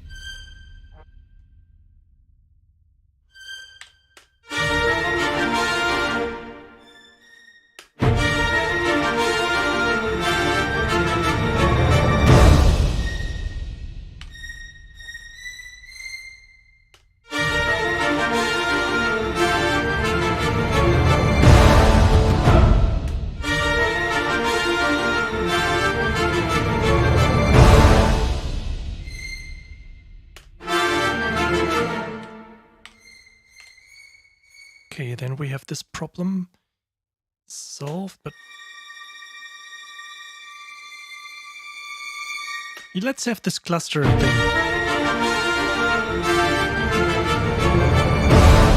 I think I like this. And I missed something. I can't say if it is... Oh, I have to get used to this because I have it right now. It's so easy to work with this. So single patches, and then we have percussion, and I'm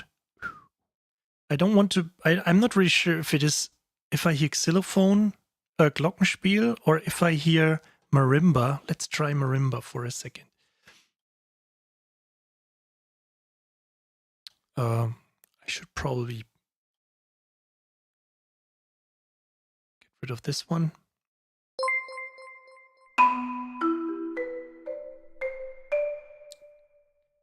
The Scott Storage, thank you so much for following.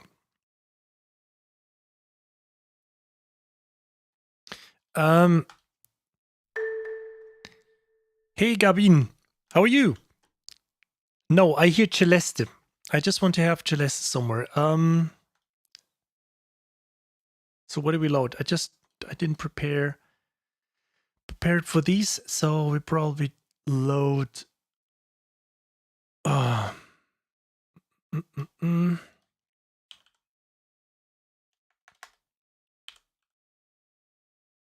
Joby Burgess.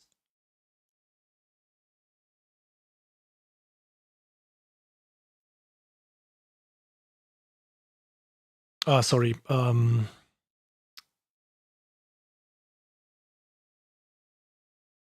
Yeah, we got it.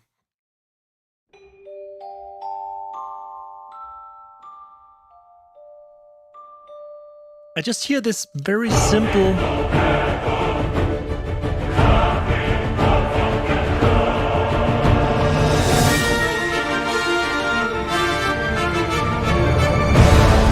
That's it.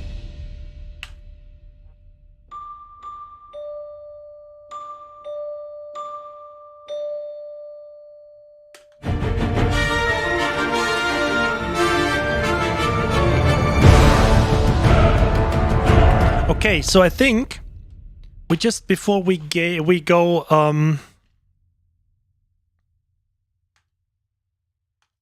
you probably know each other, right? Nashi and Scott.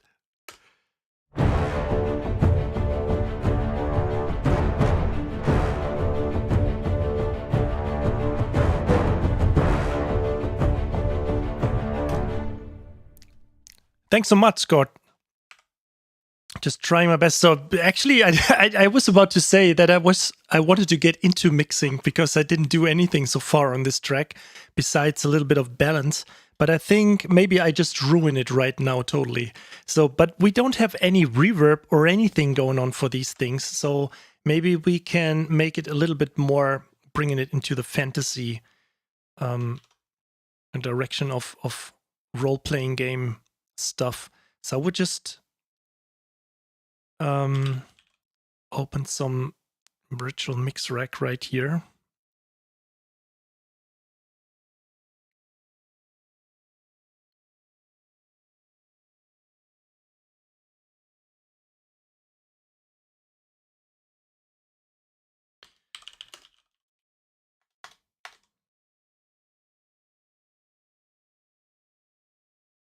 I just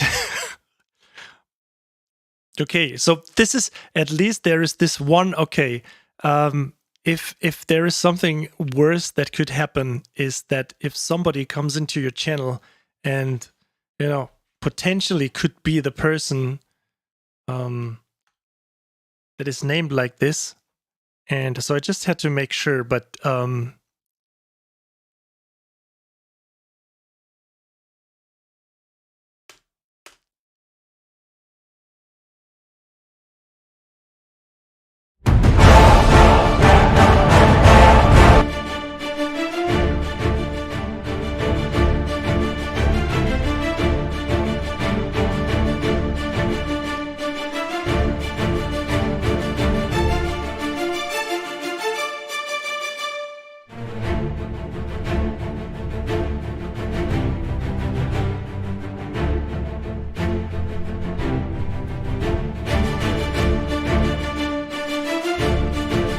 So we just copied that over. So what I basically did is just a little bit of...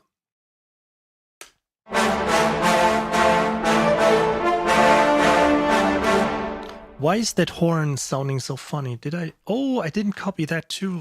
Like, I didn't set this to -100. This is the problem.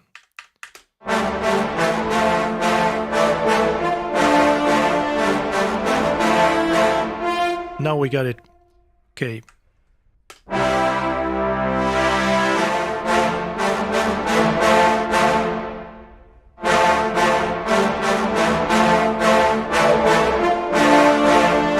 Just a little bit of compression. Don't need this for the winds. Somebody fell over the drums, so just...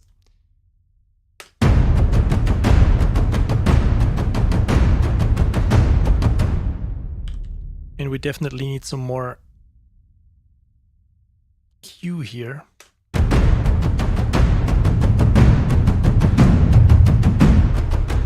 Works with every percussion library. That's funny. Just get rid of 200 and it sounds...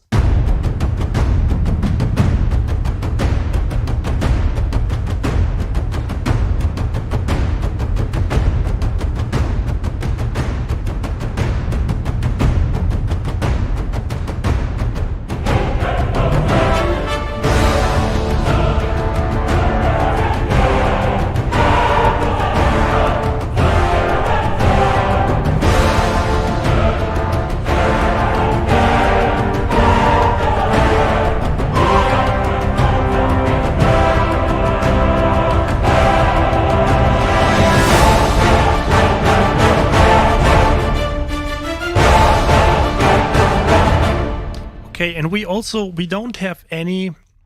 I should probably make the mixer full screen here for a second.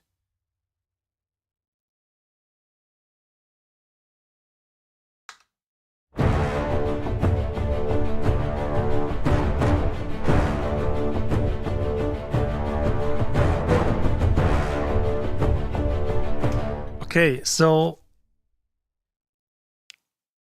probably, maybe not. Can't work like this. So, I mean, I have my stupid head in my way, but I think that's will be okay. So we just use, let's make it simple for now. And I recommend if you're still looking for, or if you don't have, or you're looking for a decent reverb. And the cool thing is that Seventh Heaven, this is a small version. I think it's like 60 or $70, and it's definitely worth it. And if I want to have, like, let's say, like a quick sketch or want to do something very fast, I use the Boston Hall and just have the settings of the mix dry ratio, something that it starts colorizing the strings. So let's listen to this.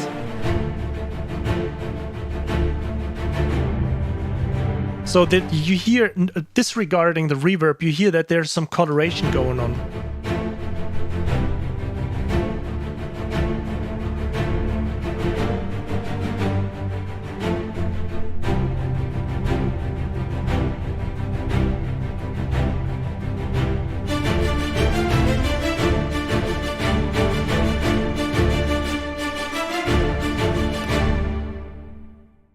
That sounds pretty decent. And then for the brass, I'm copying that over and using a different hall, the Sanders hall, which is a little bit longer.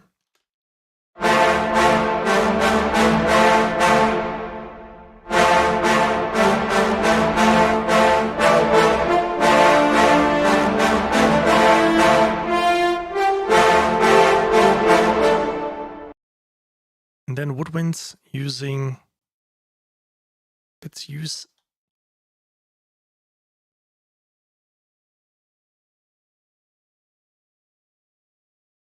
Oh, I didn't route that to the woodwinds.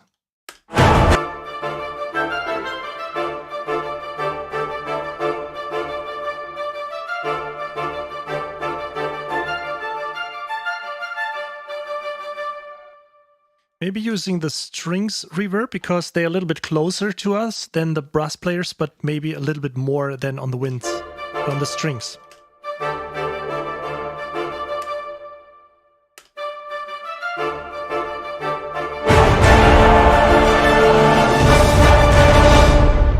Okay, now we get into a little bit of more. Let's load the drummer for a second.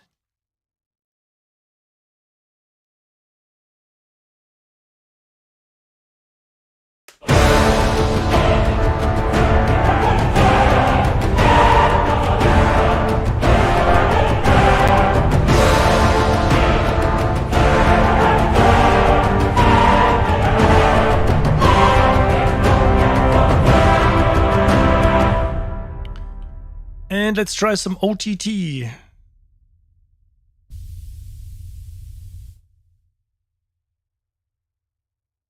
like 10%.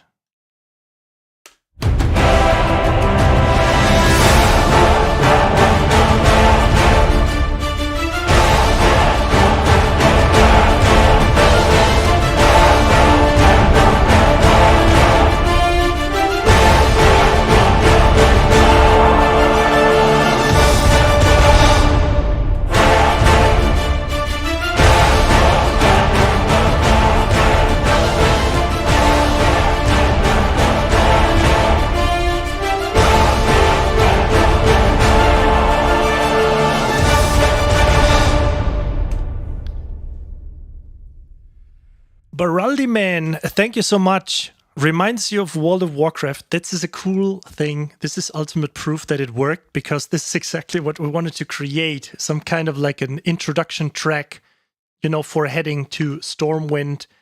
For example, going through the gates and getting into the city, and then having like a little bit of an introduction music to the area in general.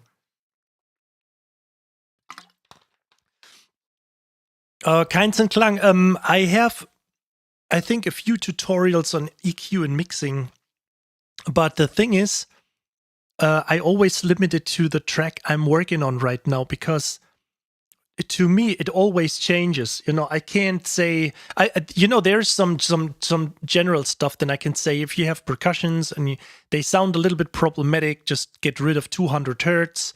Maybe put some 4K away from strings. Let's see actually if it works here, or if we need it. So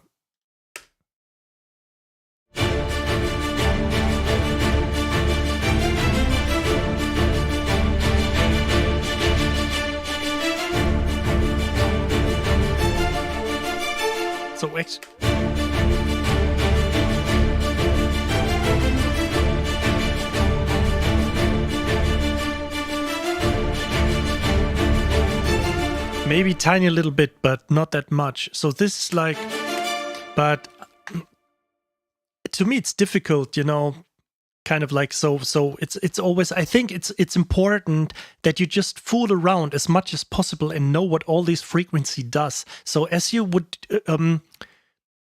I think let's put it like this. I think the perfect way to learn mixing is the same as if you would try to do ear training. If you just sit somewhere, you know, and you listen to this, you automatically hear it's like a major chord, and you listen to this, it's a minor chord, and then you listen to this, and you know this is a minor sharp 5, and this is a flat 5. So this, in the same way, you can train your ears for frequencies, that you are able to tell what is 700 hertz, what is 300 hertz. I'm not really perfect at this, but most of the time I know what I want to get rid of some instrument, and what I want to take away, for example, from an instrument that I want to give to another instrument. So it's all about creating space in the end and making each instrument. So I could, of course, dive in and say, okay, now let's get into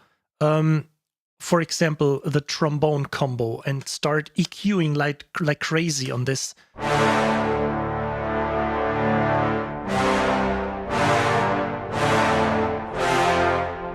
But I think the best thing, or the most important thing, is that they are well placed. And if I just look at my arrangement here, what am I doing?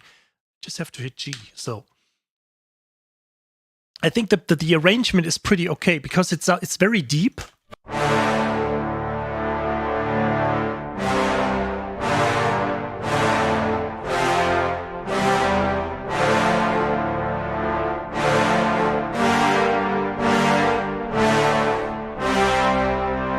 So I think like the entire arrangement is nice and warm. So I don't need to do anything on this. You know, I think sometimes people spend way too much time on thinking how to mix something, and you know, and then they start like doing all these wild curves. And of course, I understand that there is sometimes a little bit of a surgical need, you know, to fix something. But maybe we definitely have to do this on the choir.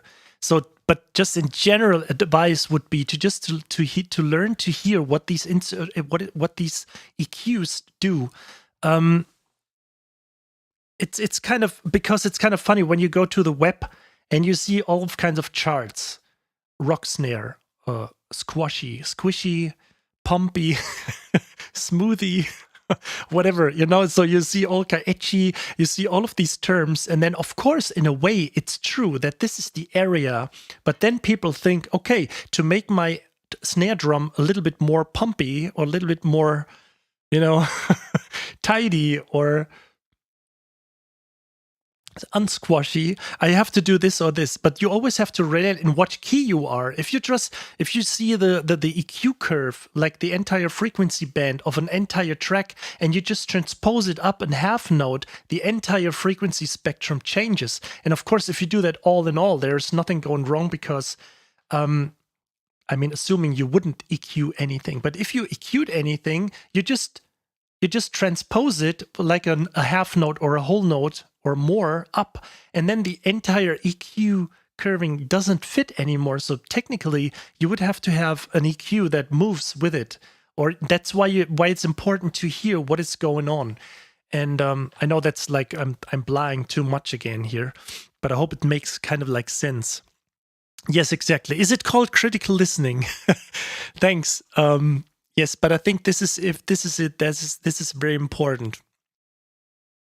Oh, Andreas, yes, I just have to say that the last time we decided, you could check the video on YouTube from last week, or the stream from last week, that we decided to use this bit like dun dun dun dun dun dun. I know this is definitely being part of the World of Warcraft soundtrack.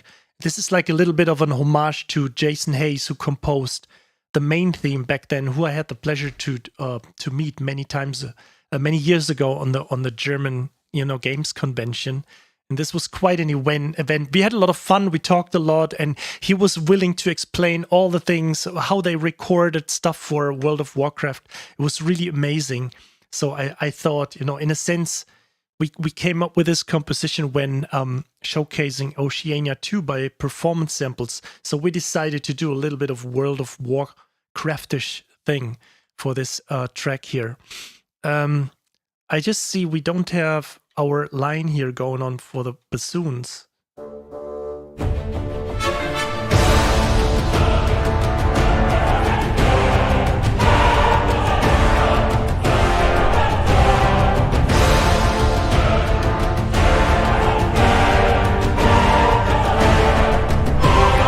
Okay, so maybe we should...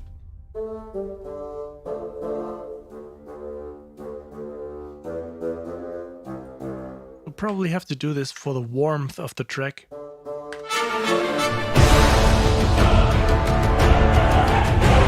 So, me being a total noob on the piano, so I just have to check.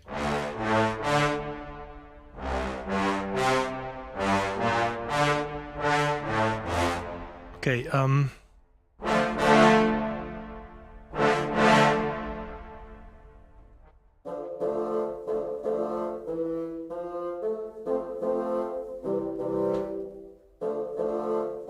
so it's basically D minor.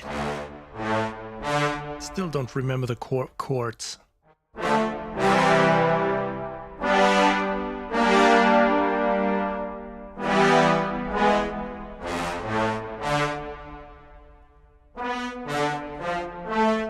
Maybe you have to do it.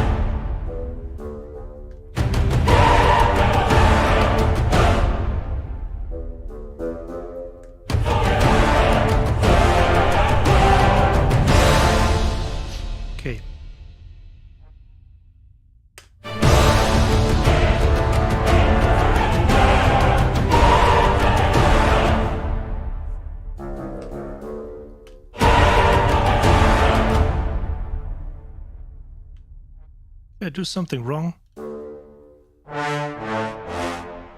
No.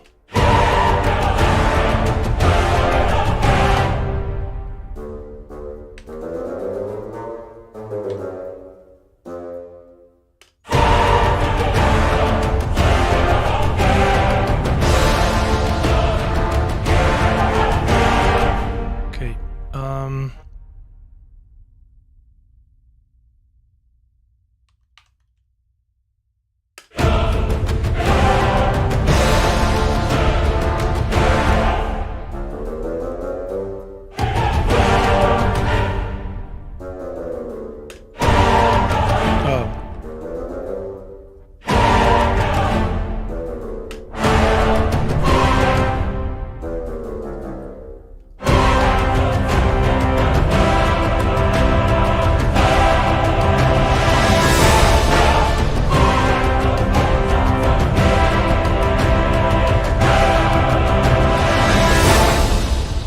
Hey, Mr. Nobody.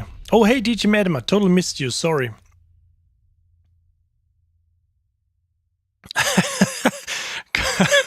Congrats on making it on SoundCloud. Yeah, thank you so much. 74 cents for like 3 or 4 or 5 months of airplay of my tracks. It's I probably I'm not getting into this right now. I probably should, but I just want to leave it to the music right now and not talking about business. But just to make it quick, if you can go live on Twitch, if you get the chance to do this, if you have time, like 1 hour per week, do it on a consistent basis. It doesn't have to be Twitch. It can also be YouTube. It can be anything. This is just another method of making money with music, because right now, as you experienced right now, there was like, I mean, I don't want to brag around with this. You guys, don't get me wrong. But right now I'm seeing like 1, 2, 3 people subscribing to my channel. And this means that it's 1 month, $4.99. So it's times 3, it's 15. And then somebody subscribed for 2 months and then again for 5 months. So this is 7 months times 5. So this is 35. 35 and 15 is $50. And now imagine with people like probably on average, let's check this. Wait, I don't get the message anymore that somebody followed. But thank you for following. I totally miss your name right now. Oh, I see it here. Psunk BX Unti. Thank you so much. Yes, so I can see right now. I don't even see that right now on the dashboard anymore. So, oh yes, here I see it. So, right, we have 41 people from YouTube and 32 from Twitch. So imagine I'm doing this since January. So this is like September right now. So it's like roughly 9 months I'm doing this. Imagine I would not doing this for like 9 months, but continuously doing it for like the next 3 years. So you can eventually say that per stream, or on average, let's not make it's like 50, because this is like probably an exception that happened right now. But see it at the end of the month of like doing maybe like 2 live streams each week and just sit there and write music and enjoy, people chiming in and talking with them. And, yeah, it's always about money, but I think it's so important, because at some point I'm definitely convinced if I do that for the next 5 to 10 years on a regular basis, at some morning you can just pop up and get on a live stream, and you don't have to worry about making your living anymore, because the only thing that matters is doing it consistently. It's okay. So this is what was funny, because I received my Twitch payment for that time, for maybe like the last 2 or 3 months, and it was like 104 euros or something. Of course, you can't make a living from it, but it's still better than 74 cents from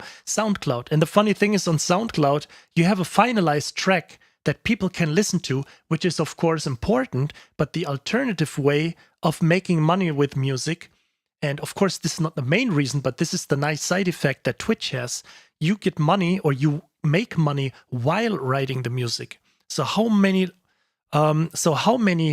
streams on Spotify do you have to have? I think 230 streams that you make $1. So if you make like $100 on Twitch with, you know, being live consistently. So I'm doing a live show every week, like once every week. And yeah, so just do the math. I mean, how many live streams do you have? And of course, I mean, if SoundCloud or if Spotify, Apple Music works for you, if you get the gigs, if you get the money from that, it's totally cool. But there are a lot of people out there, a lot of aspiring composers who think that it's the only way to make money with your music by selling a finalized wave or a FLAC or MP3. So I think this is the best way, when you just sit there and you do it and you take care of this, and you know, to try to come up with alternative ways. And it necessarily doesn't have to do live streaming. It can be anything, you know. So just have to have that open mind of getting into some kind of an idea that you can also, you know, kind of make money or enjoy music in different ways.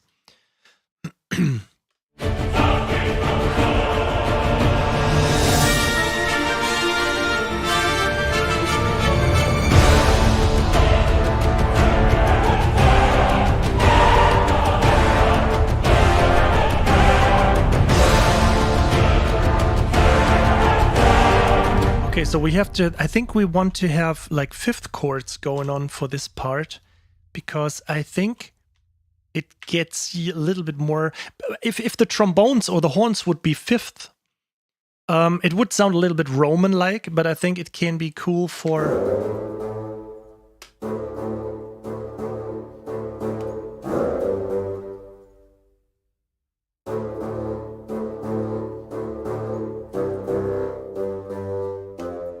Am I on the right channel?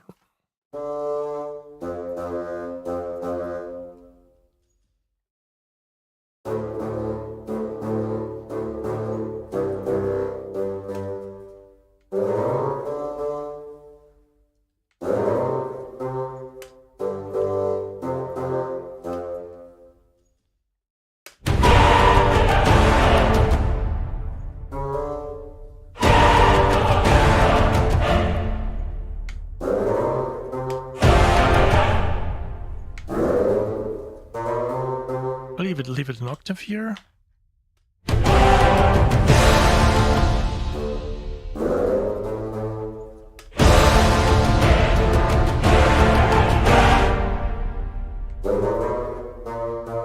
Maybe like a minor third.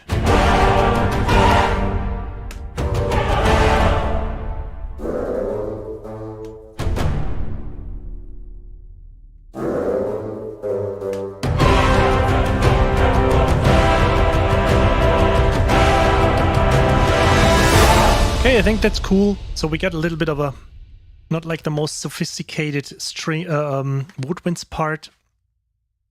Maybe we should move that up here and make it red 2.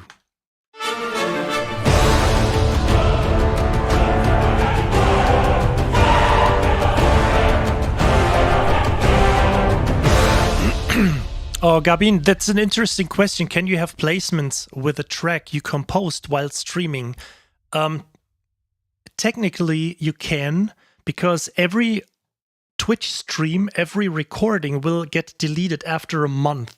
It's a little bit more tricky with YouTube, but then again, it's not, because you can simply not monetize a live stream, which I most of the time do, because most of the time we'll listen to something or we have a track review of someone else.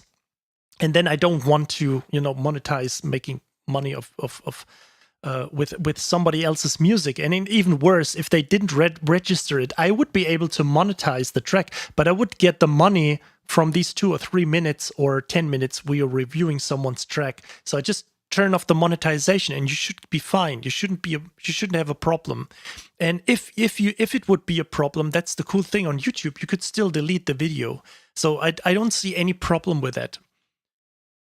The only problem that could happen if you have a recorded video on YouTube about a track you wrote, and then the company says, you know, we don't like to see this, the making of this video. We just want to have this, you know, just, you know, closed. We don't want to show this around. Then I totally would understand that and delete it. However, I'm not really sure if there would be more money in for doing a placement. I mean, just as an idea, imagine, I would say you can download this track with all the MIDI files, with all the stems and everything for either educational purpose or with the, with kind of like the note that you are able to use parts of this in your commercial composition, but you have to change the composition itself. You can use parts of this for your tracks, but not the same. Imagine if I would put the entire session like it is right now and put it on my store for like 9 or 19 euros or something. I'm not really sure if I would make more money with placements on, with a trailer company, or if you sell it like this. And of course, you need an audience for this. But comparing the amount you have to be live on Twitch is probably compared to the chance of getting into a decent trailer company that's getting the plays on TV, So I hope that makes sense. So I'm just trying to steer away from saying you can only be a successful composer when you work for a video game, a trailer, or a movie project. You can also be a successful composer by sitting on a live stream and selling your own music, and not just the final track, but also like the MIDI arrangement, the stems for educational purposes. You could even create sheet paper and just, hand it out as educational material. So I think there is so many ways of doing music, making money with music. And besides that, it makes more fun. I mean, we're sitting together here, we're writing this track, we're talking about music business, and a finalized track is just sitting there on Spotify. Of course, you listen to it but you listen, maybe you clean your house, maybe you drive in the car, you can listen to this music. But I think the entire topic, music, can be way more fun when doing it in a context like live streaming or creating YouTube videos. So I think this is like such a great, as you wrote it, like Simril, yes, it's an interesting industry. And I think there are no laws. There's just too much, I'm sorry to say this, too much traditional thinking. You have to have a gig. If you don't have a gig, you're not a composer. And you're sad and you're running out of ideas because you're having these worries that you're not getting jobs and not finding jobs. But why not sitting there and creating your own, stream? And the only problem it takes consistency to get there. Most people would always say, can I, do you need a composer for a video game company? And then they get like paid 500,000, 5,000, 10,000 euros. And then the same starts again. This is like a short-term goal. You just go out there, you get a job, and then you get money. And then the same thing starts again. And the only outcome, and don't get me wrong, I'm not saying that successfully composing for video games and music, movies is something wrong. Don't get me wrong here. I'm just saying you're getting closer to a burnout if you don't care about yourself. And you have to make that much music for movies or that much game music that you can make a living from it. But if you're living on the edge, when it comes to money, like companies saying, oh, we just have 300, 500 budget for this 10-minute game. If somebody would approach me saying this, I would say, no, I don't get up for this in the morning. And I'm not saying this to be arrogant. I'm just saying this to send kind of like a wake-up call to a company offering me a gig of composing 10 minutes of music for 300 euros. I mean, like the general budget.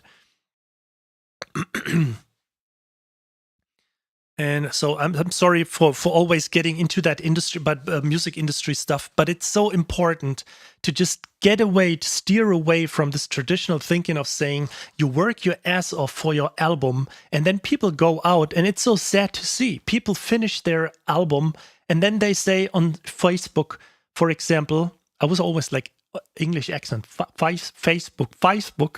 So you just go on Facebook and you say, check out my new album.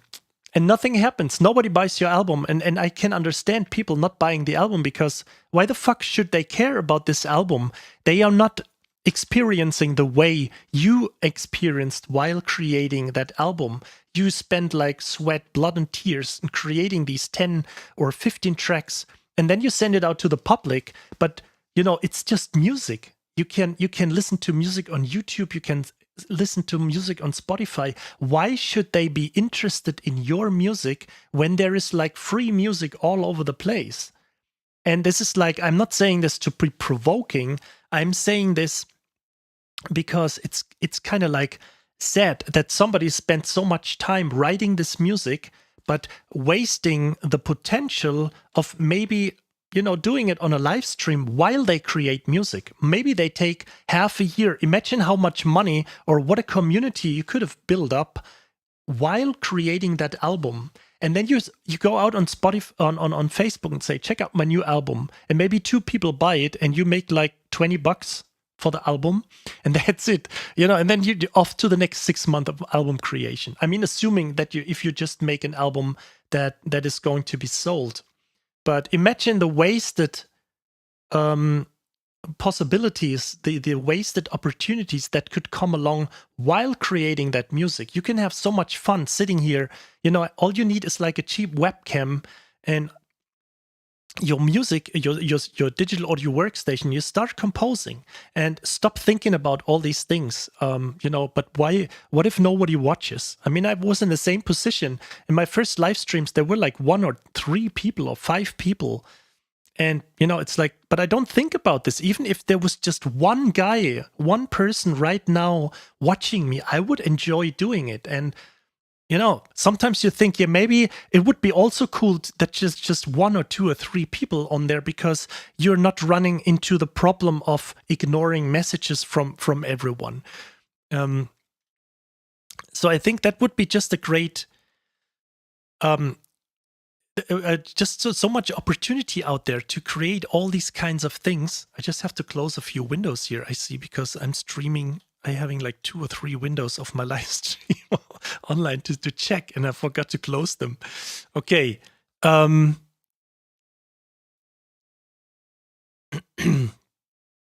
Yes, I think, yes, exactly. No matter the way you live from music. And of course, I mean, it's really dangerous. It's a dangerous time if you are a live musician, if you were, making a good fortune, making good money for playing live gigs. But then again, if you just, and please don't get this wrong, but if people, I know so many people, so reading so many posts from people, they just complain and complain and complain about this situation. And I always think, but you can't change it. It is the way like it is. What is the outcome? What is the purpose of going on Facebook and constantly complain and bash and start to get aggressive and angry about your situation? Just fucking accept it and make the best out of it. And for example, if you have been a live musician before, why don't you take the real book, for example, and have your gigs on Twitch or have your gigs on YouTube? You just sit there with your guitar and have some kind of some rhythm on it and just play real book standards or something, or play etudes. Like Bach, Beethoven, all these kind of things. You're just sitting there with sheet paper and just doing it in an entertaining way. And then suddenly you see like an increase of income. And the only problem is, as always, doing it on a regular basis. Let me just, for a second, if you don't mind, let me just switch the screen for a second and answer a little bit of questions here. What is this 500,000 euros you're talking about all the time? I just have to scroll up and see what is this about, or if I missed something.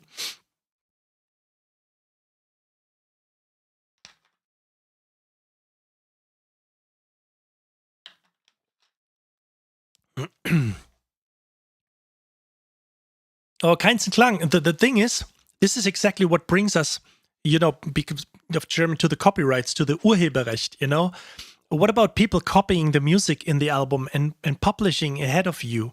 I don't care. I totally don't care, because I wouldn't write music during a live stream that I would just release, for an upcoming trailer album that is for a company, for one of the top-notch companies, trailer companies out there. So if I would sit there on a live stream, I would just distribute, I would just sell my music afterwards for people saying, you can use this, you have all the rights to use it. The only thing I want you to follow is not exactly rendering this track one by one and releasing it. You have to at least change the key, you have to change the tempo, you have to exchange parts. You're not allowed to do this one by one. If somebody does, if somebody does, then I mean, there are always lazy guys out there, but I wouldn't have a problem when releasing it. And, you know, to be honest, I wouldn't write that album and put it on like a trailer release or something. And to be honest, or as a trailer release, I mean, sorry. And to be honest, if there would be somebody sitting here and just releasing the album before I do by just listening to my live stream, I mean, this happens probably never. I had a few people ripping off my music, but it always settled. You know, you can always talk to these people and say, hey, you know, I said about that you're not allowed to do this one by one. I had one guy and he was like ripping off demos. Unfortunately, that guy was ripping off demos I wrote for Native Instruments. So there were like 100,000 people listening to that particularly one demo. And he put like a big hits. He put like big hits on top and had it on his channel. And he ripped off a few other tracks from other composers. And I mean, that guy, that channel, that YouTube channel was destroyed within like an hour. And if somebody does it in, you know, Russia, China, or Japan, or, you know, whatever on the other side of the planet, I mean, I don't care. Then it happens. I don't want to know how much money BMI misses to collect for me. Not because they are lazy or something, but because maybe there are people sitting on the TV stations not writing it up correctly and doing mistakes. I probably bet this is like 5 figures that at the end of the year that is going down the drain or to someone else.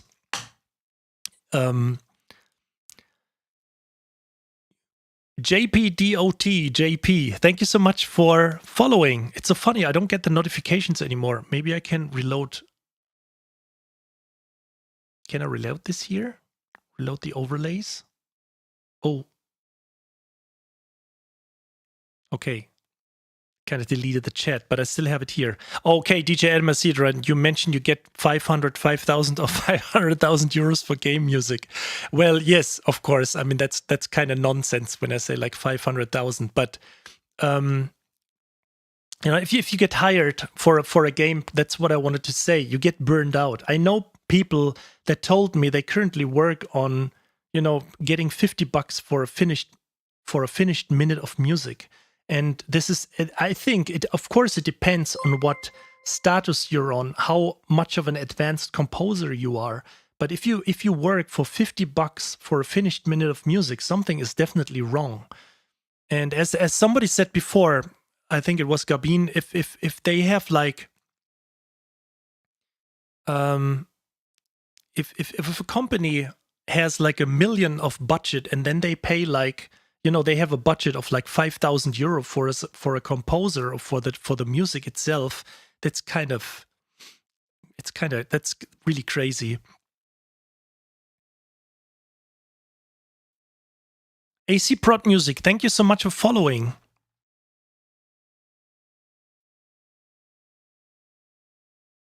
Yes, something always goes down the drain, but generally I'm just saying that is important for us, especially as composers. It is just important, or musicians in general, that there is something that coming in on an additional, you know, like additional income streams. Always sounds like scam.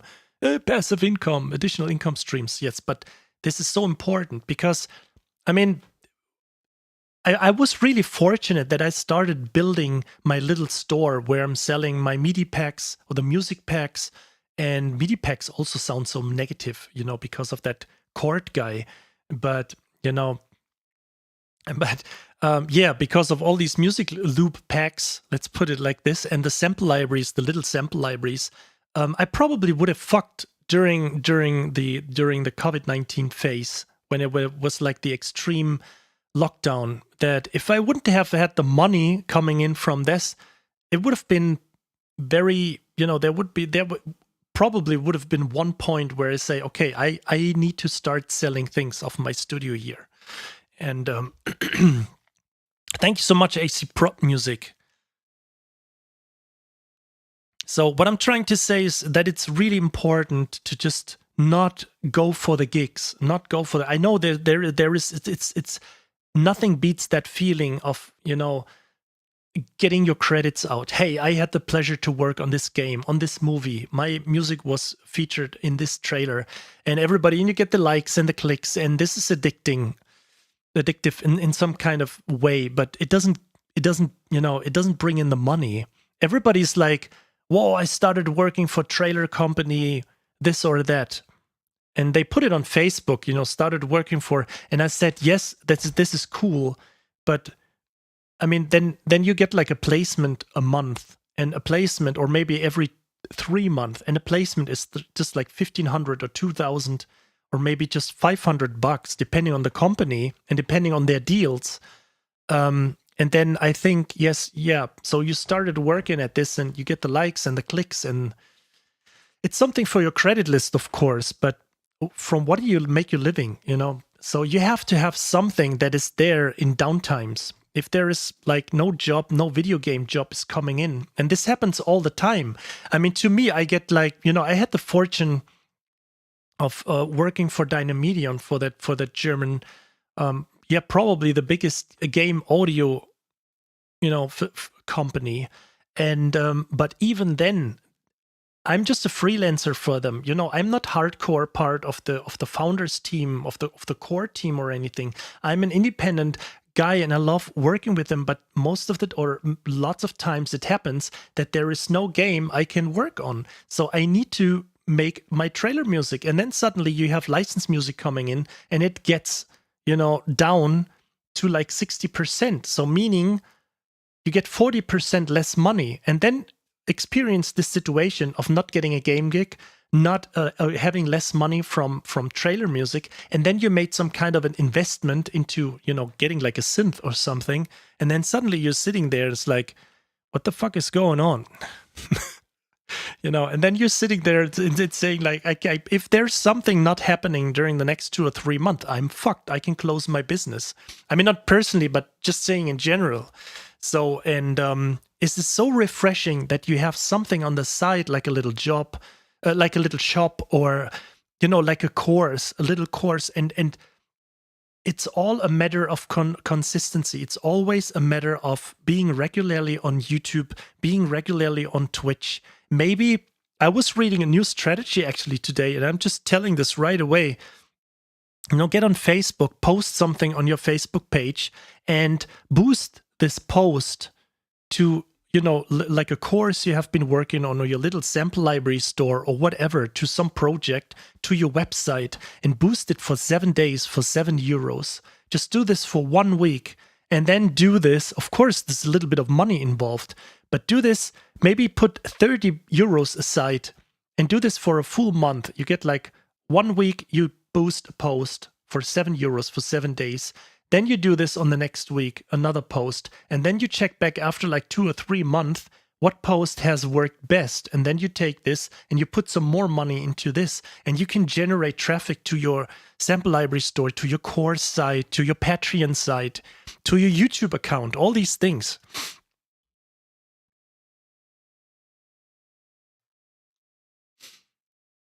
Yeah, I totally get it. Also, your name is so dark purple, Baraldi man. Yes, but you sum it up perfectly. We have the same in Germany. When you say, yeah, I'm self-employed, and you mean, you made a mistake. You mean unemployed, right? So this is like the same. And then I'm on forced vacation without pay. Yeah.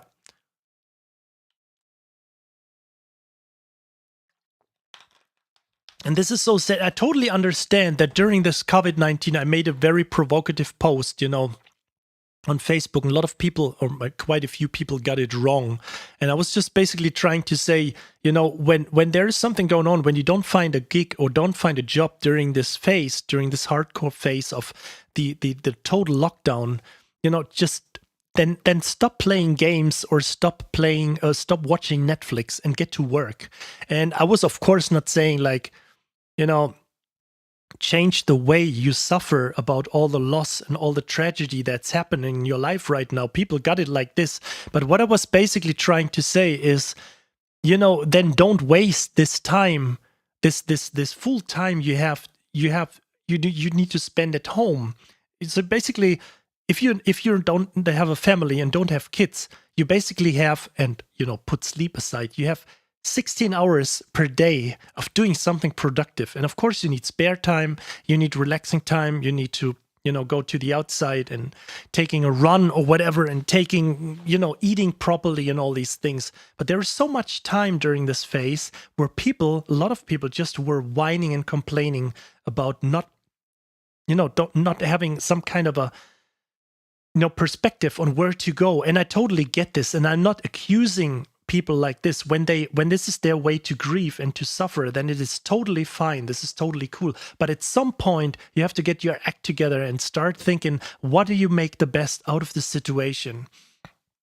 And you can change your color. I didn't know that you can change your color on your own. So thank you so much. You shouldn't have, but yeah, hey Gas, didn't say hi so far. Yes, but that's the thing. Don't waste time, or time will waste you. That sums it up perfectly. So the only thing what I wanted to do, let's go back to the track a little bit here. And the only thing I wanted to do is maybe put something that I never paid attention to, that little Gulfos plugin, or Gulfos, what it's called. And I don't even know, I'm not really sure where to put it in the channel so far, but maybe let's put it after OTT, before the limiter, and see what this does to the final track. I didn't even read the manual, so I'm just doing this by ear, what I think may work for the track. But what this basically does, just in case if you don't know, how do you say this? Gulfos, whatever. It takes care of, let's say, frequencies that come in that track in a disturbing way, and gets rid of this. And this is a really cool plugin. So let's see what this does here.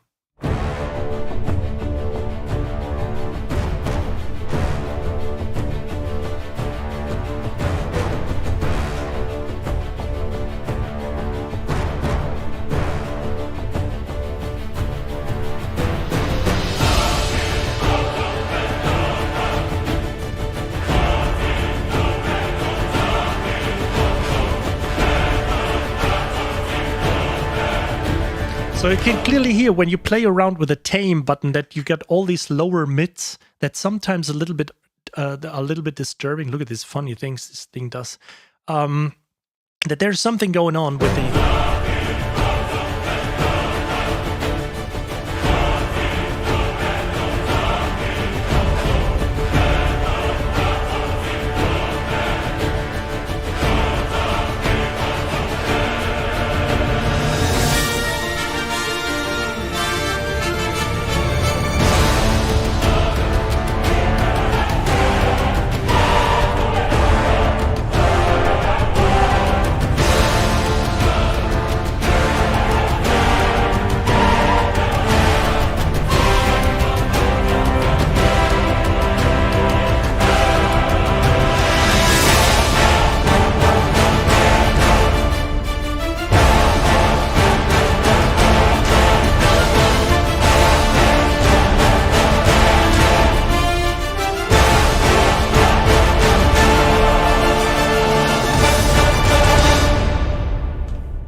Is it like a waterfall? I think Gulfos, isn't it like an animal or something? I just have to check this because I thought it was an animal.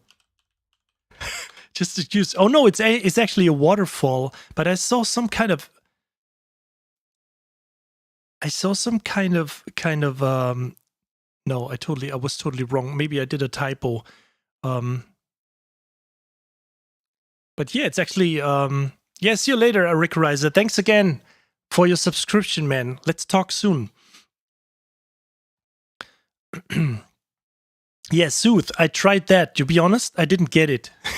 I didn't get Sooth. It's like I couldn't make it to work.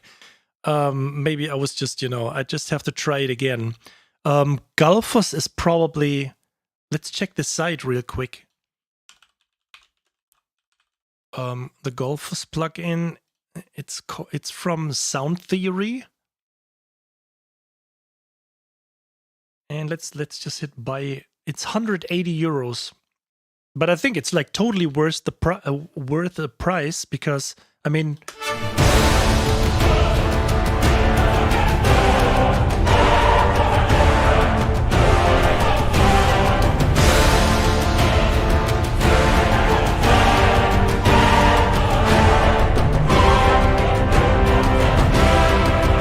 it completely changes the mix. And I was really amazed by it. I mean, a lot of people just, saying lots of good things about it. And it's, yes, kind of EQ magic. I mean, this is basically what it comes down when you work on something. I mean, technically, a compressor takes care of frequencies too, because some frequencies sting out and some not, so it just tries to balance everything. So it kind of like always comes down to the frequency band. But this does an amazing job. And the other thing I want to put on top, the Oxford inflator. I just have to put it here. And don't get irritated. This little Restream plugin I'm using, that you can hear my audio in OBS. So I just want to put the inflator on top too here. So let's make the output to minus. And this is always the more, and I will probably repeat myself like a broken record. I would just say that, put this on top and put this behind the mastering limiter, the Oxford inflator. And if I just move it up, it will be adding another huge portion of dynamics.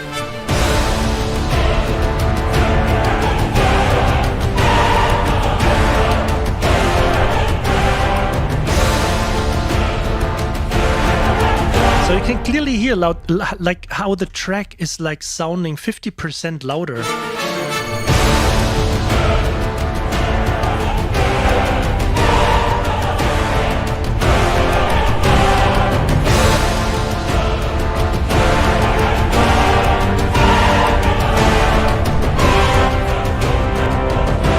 So this is a track without Gullfoss and the inflator. So there's like a difference between like day and night.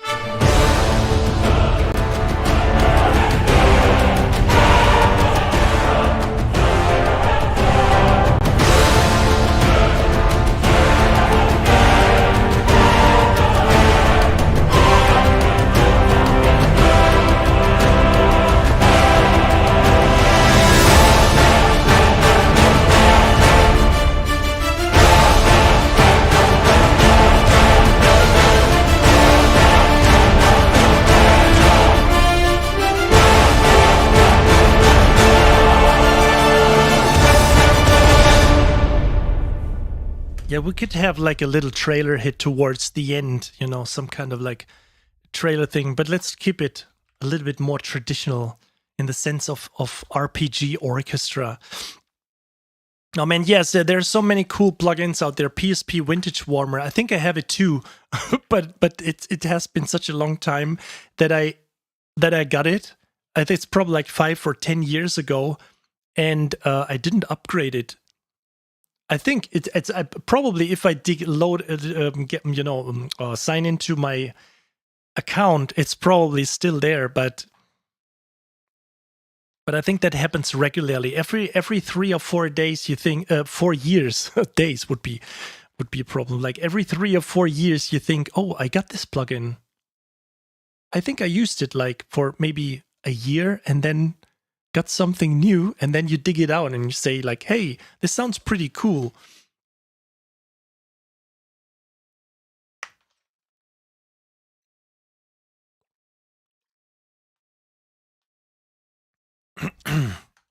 To be honest, the listening bus, I didn't even get into this, what it's doing, but I'm assuming that you can just create like an alternative mix or something, like an additional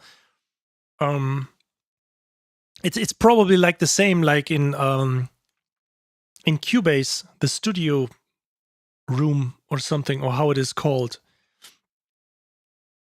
Or the only thing that is pretty cool that we should probably put on this mix here is the CTC1 in. Let me just switch screens again for a second here, because this is absolutely amazing when it comes to Studio One. As you probably know, there are a lot of channel emulating plugins out there, like summing amp simulations, like especially from Slate, you have like these input, preamps and everything, and the bus, what is it called? Virtual mix rack stuff is in here, like the it's down here. The VCC channel and the mix bus. And of course, they sound amazing. I really love them. But there is something built inside Studio One that makes it really, really, really amazing. And this is the CTC1. And this is basically what it does. It just natively gets all the information from the tracks or the buses we have here. So basically, if you don't have buses in the track, it uses the tracks of the track, right? But if you have these buses here, basically it takes all of these all of the instruments information coming in and simulates like having it on a real analog console. And this, let's fool around a little bit with this for a second here.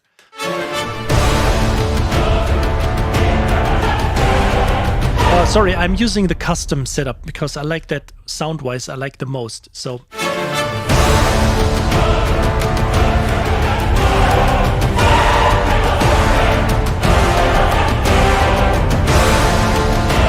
we don't need the noise, right? You can emulate a 16-channel noise, 24. So I'm not really sure if you... So you hear the noise, probably? I mean, no one needs fucking noise from like a 69-channel, mixing console. So this is one I would never touch.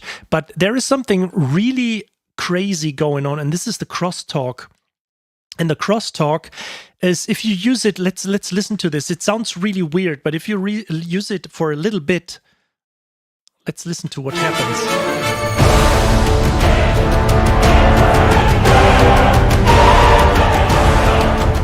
It makes the track a little bit smaller. And nobody wants this, of course, but this is what our ears are used to. And what happened on old analog consoles is there is a crosstalk happening when you have not precisely mono, but yeah, almost,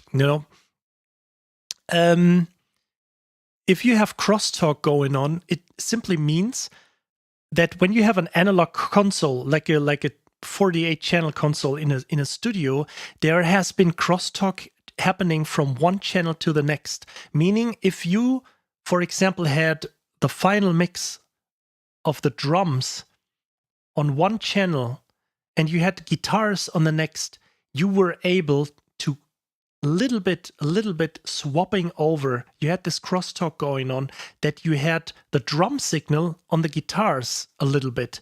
And if you have the vocals, for example, next to the guitars, you would hear on the guitars, you would hear vocals and also drums. And this is why it creates this mono feeling, because everything comes together a little bit. But when you just simulate this, when you just use it for like a little bit,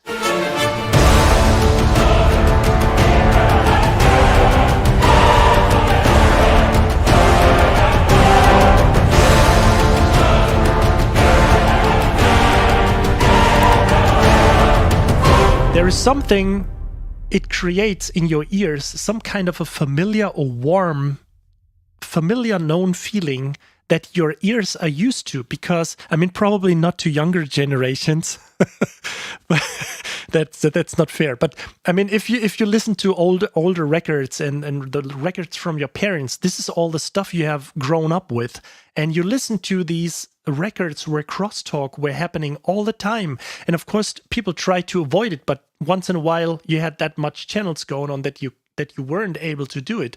So you can simulate this here, but the main thing is the character. You can just boost up to let's bring in the character of a classic, of this custom console. Let's listen what this does.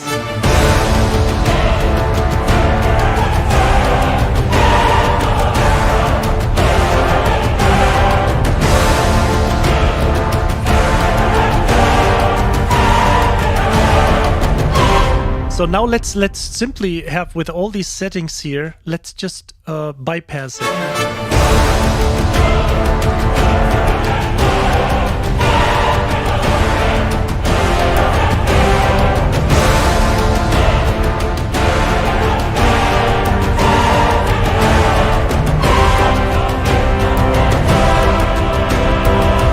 So especially in the lower mid frequencies, it sounds really warm. It gets kind of like that feeling, and it kind of simulates that feeling of an analog console, but it is done the right way, because it's not simulated in a sense that you just simulate putting like a plug-in on a bus, and then on another bus, and another bus, and then on the master bus. It's like really adding up all these instruments that you have in your DAW that are going on in this project, because natively Studio One takes care of what's happening inside, like the your track, or the structure, the electronics, and simulating the electronics and the how do you say, like all the shit that's inside a music console. So basically what you're creating is like let's listen to the other consoles here.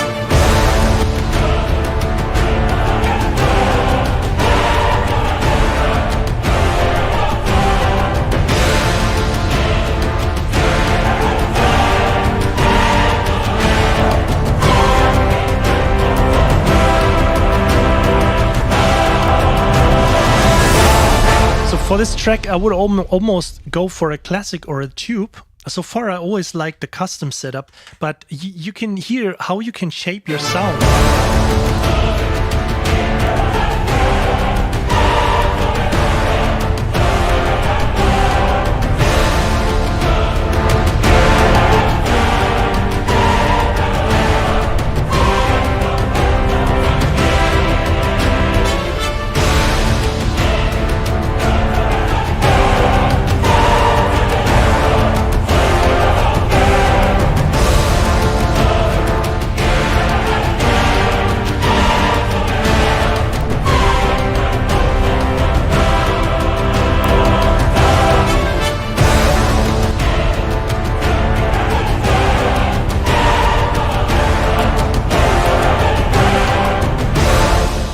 I like the sound of this. It's kind of like warm. It's a real difference between classic and custom. But I mean, just wanted to explain this for a second here, because these are all little things that kind of like improve the sound.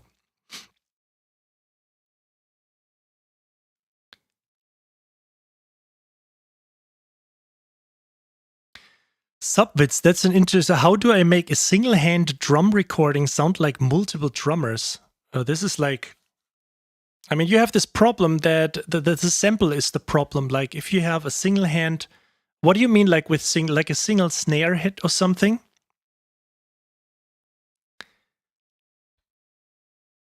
Hey Ghost X Tempex. What is it? Temps. Finally another Studio One user. Yeah. It's definitely my DAW of choice. I think I missed a few people joining in, and because I don't know what's going on here. I don't see any.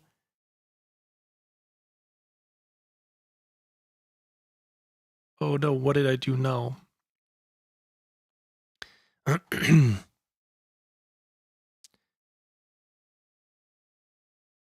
Yes.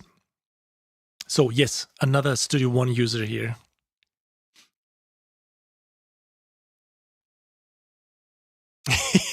Yeah, you're right. Kids these days don't even know what a CD is, and I'm talking about records. Probably in a few years from now, what? You download music? You download music? You can just stream it, you know? This is like, has it been different before?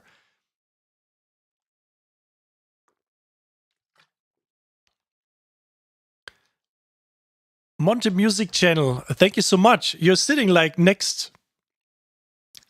Next, like neighbors. I was, actually, I was a little bit shocked because of reading just Monte. So this was like kind of a funny moment. But yeah, greetings from Einsbüttel. Thanks. It's like sitting like neighbor. Like I'm sitting in Eppendorf, so it's really like like another. How do you say, like a part of Hamburg, like the next part of it. Yeah, why not Logic? I know I'm kind of refusing to buy that expensive dongle that is called a Mac to use Logic. I mean, this is like the most stupid idea, to just limit Logic, to just limit this software to just this computer. I mean,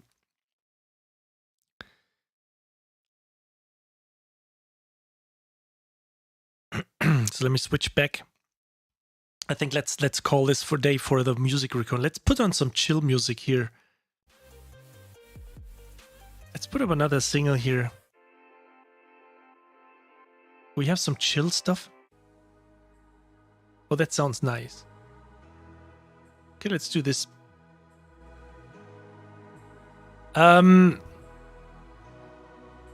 Yeah, I know Hackintosh. Yeah, but I don't know why. This is like, people say like you need Adidas for running shoes or something, or Puma or something, because this is the only, and it's like,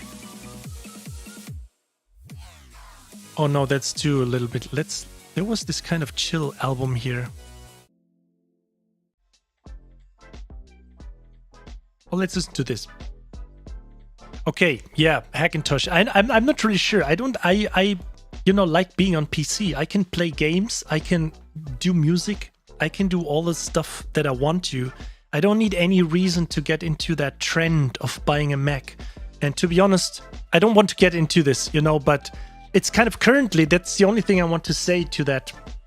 A lot of people, you get, or even I get a lot of messages because I have been signing up with, of course, music software that both take care of PC and Mac compatible software, and you always receive these letters. This our update is not compatible with Mountain Goat, Lion, Honeybee, whatever it is, So, and be aware, don't install this unless you have Logic 10.5.x.734. So this is yeah, I just have Windows 10 and it works. It's rock solid. And everybody's saying like having trouble with Windows 10. It's probably something in the hardware of their machine that is going on, because my machine is working rock solid since January. Since I have it, I never had a crash, never. And with my previous machine, I think I had a few crashes, but only because I had a webcam installed, a Logitech webcam in the machine that got in conflict with something else, with a sound card or something. I'm not really sure. I unplugged it and it works. Source for no more Cubase. No. Well, actually, to be fair, if there is trailer work, if I have to do something that has to do with video, then I'm still on Cubase, because the video engine is superior. But it's just a matter of time until probably the PreSonus guys come up with a decent video engine. I mean, the video engine is great, but the thing is, you don't see it as a track. You can import a video and it's just there. It starts at 0 and you can put it like an offset, but you don't have it available as a track. And I mean, every, like Windows Movie Maker or some kind of Magic's cheap $49 software can import a video track. I don't get it why Studio One isn't able to do it, but probably will be soon. I mean, they had way more important stuff to fix, and I'm really happy how Studio One turned out.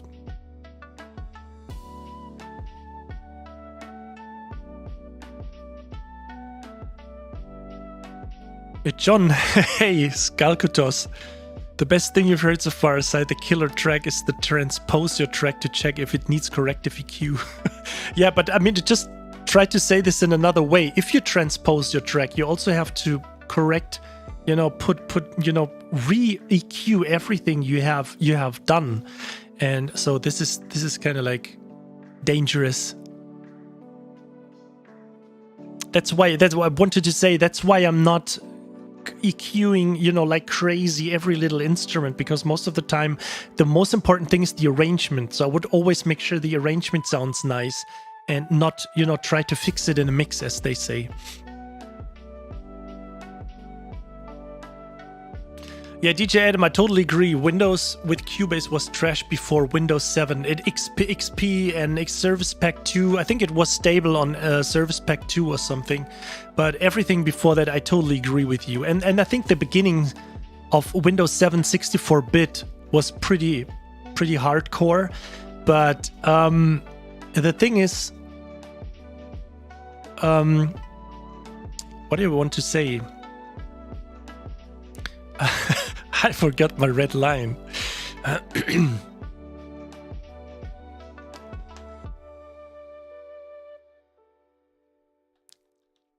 just have to...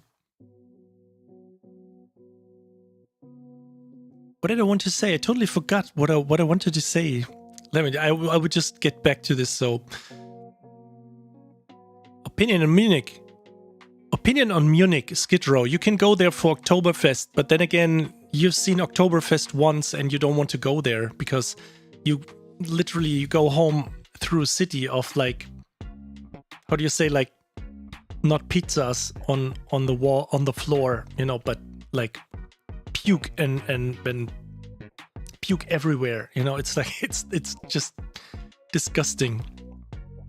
Flosy, hey, why do you use these cans? Do you mean in general? Why did I use these? Or why I'm not taking them off? Or you mean the brand?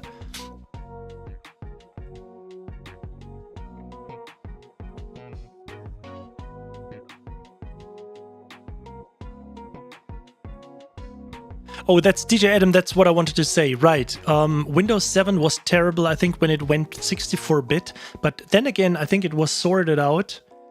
64-bit on PC was sorted out, and people started using, you know, Cubase and had like more than 2 gigs of memory inside their machine, and I was still I went to Mac on that point. I got one of the first Mac Pros out there, and I think I paid like 5,500 euros for the machine I got.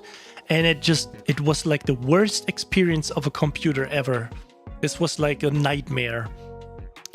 You know, to be honest, after 5 years of using it and so many damaged things in that thing, I just went to the disposal place and I just took it out of the car and just threw it on the disposal place, on the electronic pile, and just went off. This is how mad I was. I think I probably took out the memory. But that's it, and the hard drives, of course, because of my projects. But the rest, I just put it on the garbage and just drove away. I mean, I don't interested if somebody got up and tried to make something out of it. But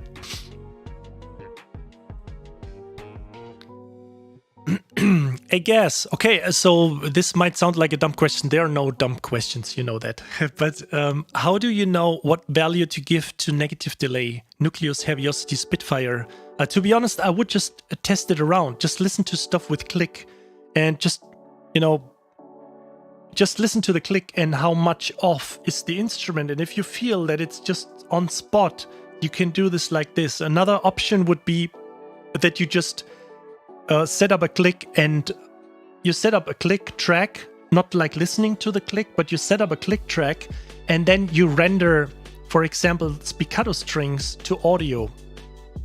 And then you check how far they off, how far are they off, and then you can measure the distance by just switching your track or your, you know, like your tools you have to milliseconds, and you see how much milliseconds they drift off from 0, and this is the amount of latency you have to compensate. You could also read the manual because Performance Samples always says that -80 to -100 you would need to have there to compensate their instruments. I know that the cine, you know, like cinematic studio strings, like it's Alex Wallbank, right? The CEO of the Cinematic Studio series. He says it's probably up until to -350 even on the complex legato stuff.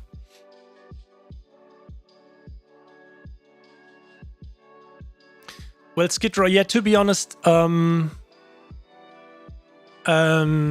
I liked being in Munich. I lived there for 1.5 3.5 years, but I think it's just compared to Hamburg, it's just small. I mean, the streets are like small and there is not much light because of the houses, you know, like 2, 3, 4 floor houses.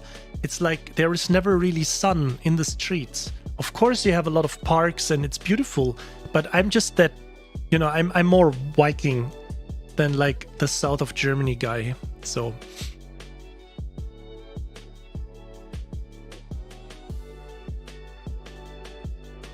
oh, you live there actually. I'm just reading that. I was just reading it as if I would live there. Yeah. So why? So okay. So why did you?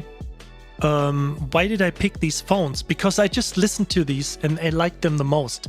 They had a lot of impact and they had kind of. I'm not really sure with what headphones I compared them to. Probably like 5 headphones.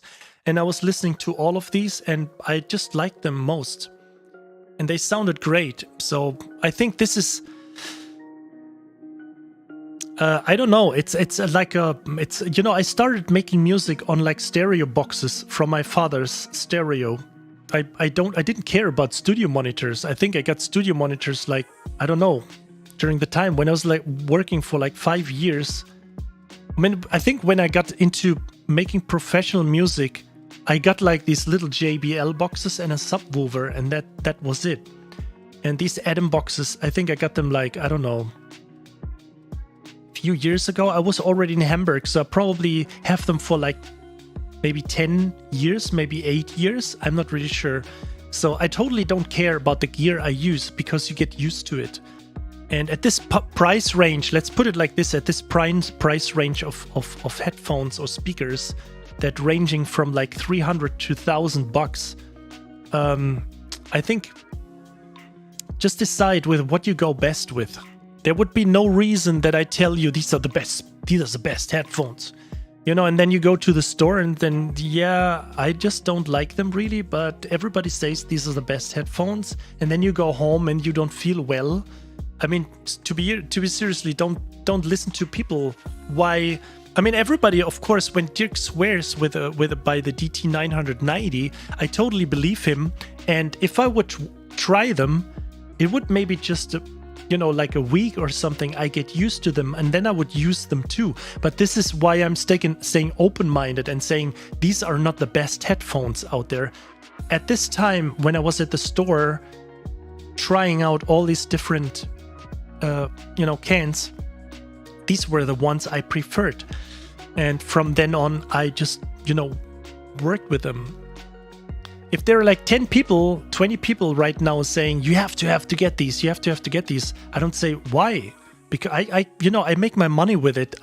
Everything sounds fine. But of course, probably at this time, I should afford a new set of headphones because I think they start distorting, which is, I'm not really sure, but probably related to using them for like 10 years or something, and then they getting like unstable or something. I'm not really sure.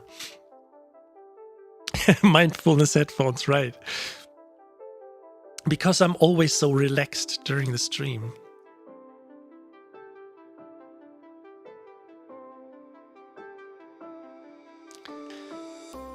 You know, the Baraldi man, I think if they are a bit bassy, or if you know, headphones are a bit treblish or have some mids or something, the thing is always, I'm not listening to music on other speakers.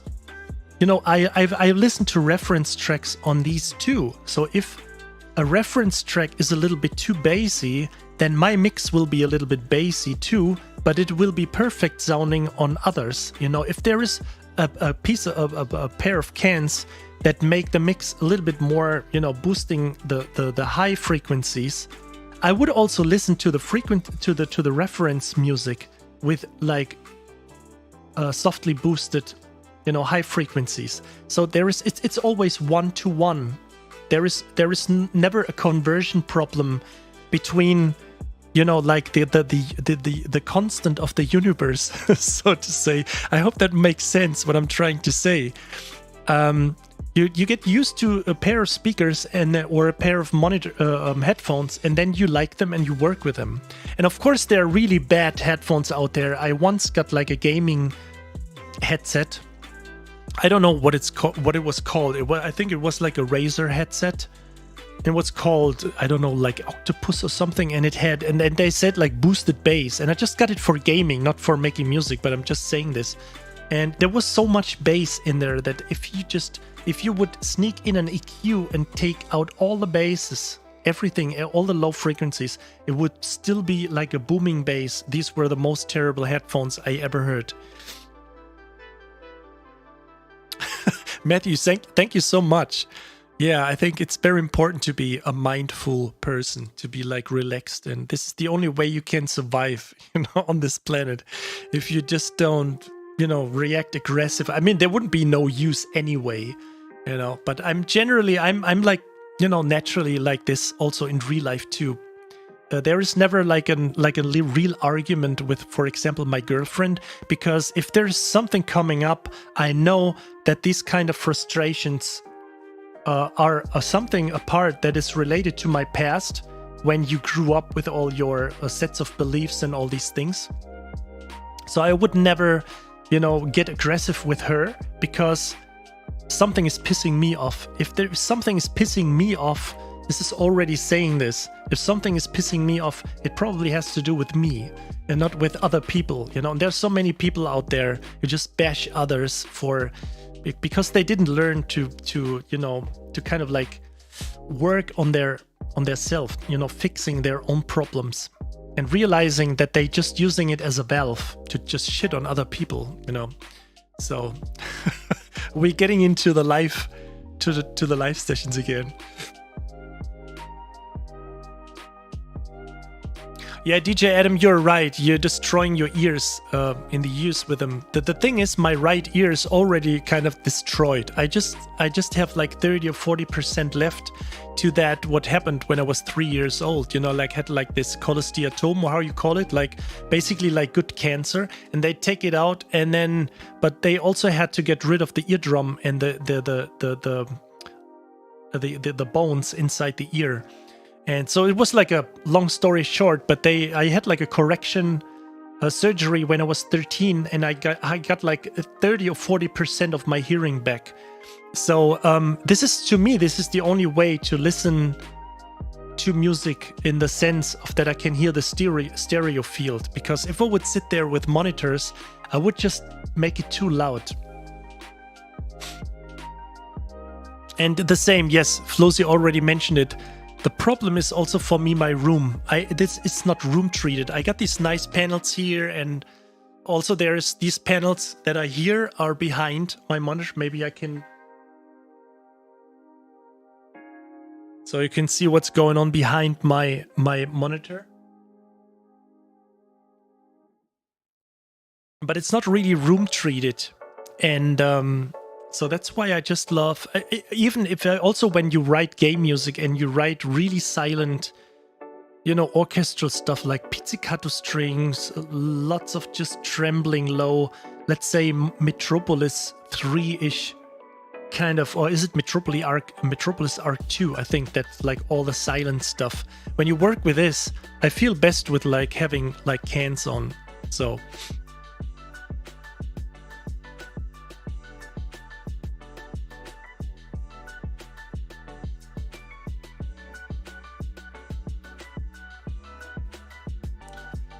So all in all, I think, in the end, if you guys let me know a few cans and I would try them, I would at some point totally don't care what they scientifically say or what is going on or why they are made like they are or something. The only way I would decide for them is how I like them. If they sound bullshit to my ears, I may probably try it a little bit longer, maybe get used to this. But I would instantly go for the headphones that I like most and then start using them. So it's the same when it comes to sample libraries, If somebody asks me, what would you recommend when I'm like a startup, when I'm an aspiring composer, I'm looking for like a full package, I would say this or that. But if like these constant comparing like comparing discussions about why this library sounds like this, and somebody did like when you move the mod wheel, you can hear like a little transition. And to be honest, I mean, me as a trailer composer, I don't give a fuck about if there is like a little bump in the transition somewhere, because I would probably just use this from MF or F or FF upwards. So I just have to go to the restroom once more. I will be right back.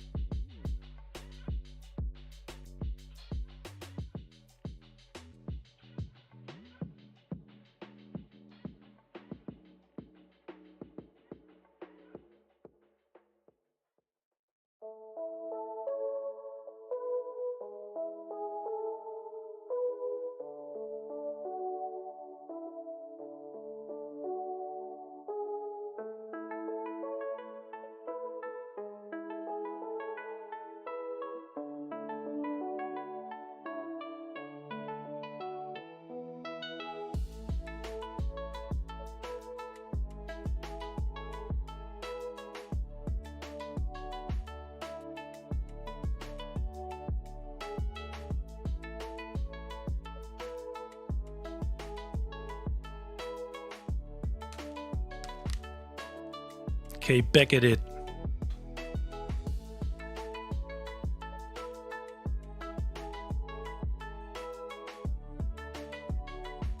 Well, yes, I'm happy to probably try some new headphones. Sennheiser, of course, I know it's like a pretty. I mean, I basically like all that new stuff's being released, and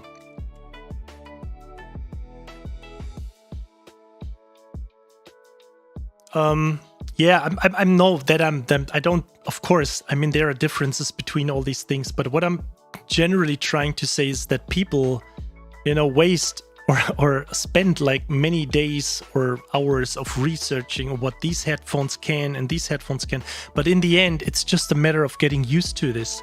And your reference music on these headphones will always sound the same like the music you do. It's not like you're using a neutral set of headphones for reference music and then you falsify the outcome of your track by using a headphone that is maybe a little bit colored. Hope that makes sense what I'm trying to say.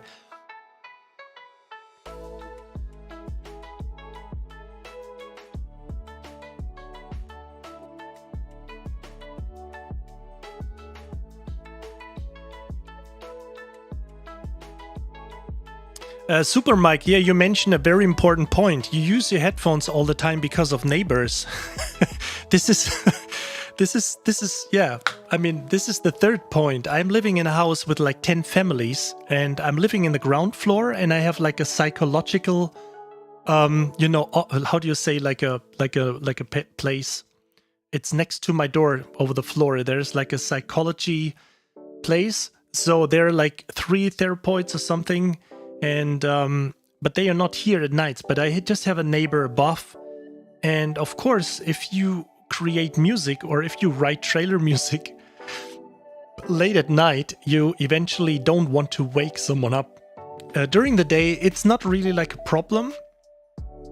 But of course, I mean, if my, for example, girlfriend is here or my daughter is going to bed and she's here and she's going to, bed like 8, 9 or something, and I'm sitting here, I would keep her constantly awake when I just, make music. So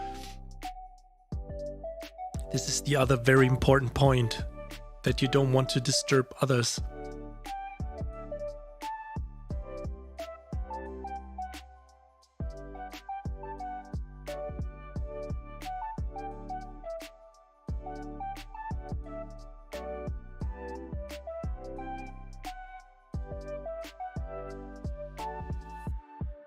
Yes, it's all about taste, and you learn them. This is exactly the way. I mean, even if you are, I mean, even if people are that picky about, you know, picking all these differences and know all these differences about headphones, you could even go further and saying, hey, I'm living, you know,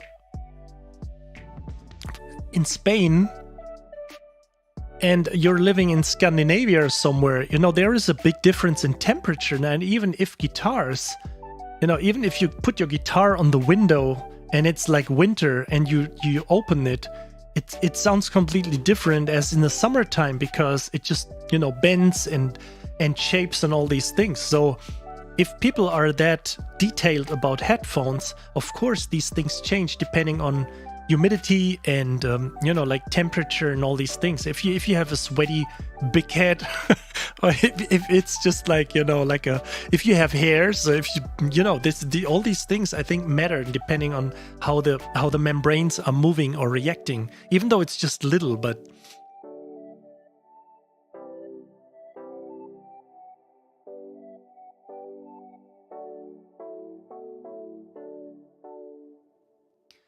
yeah, Baraldi man, you mentioned a very funny story, because just in case, well, or you probably don't know, but when the first Wolfenstein game came out, I was basically the guy singing this Mond Ja Ja track.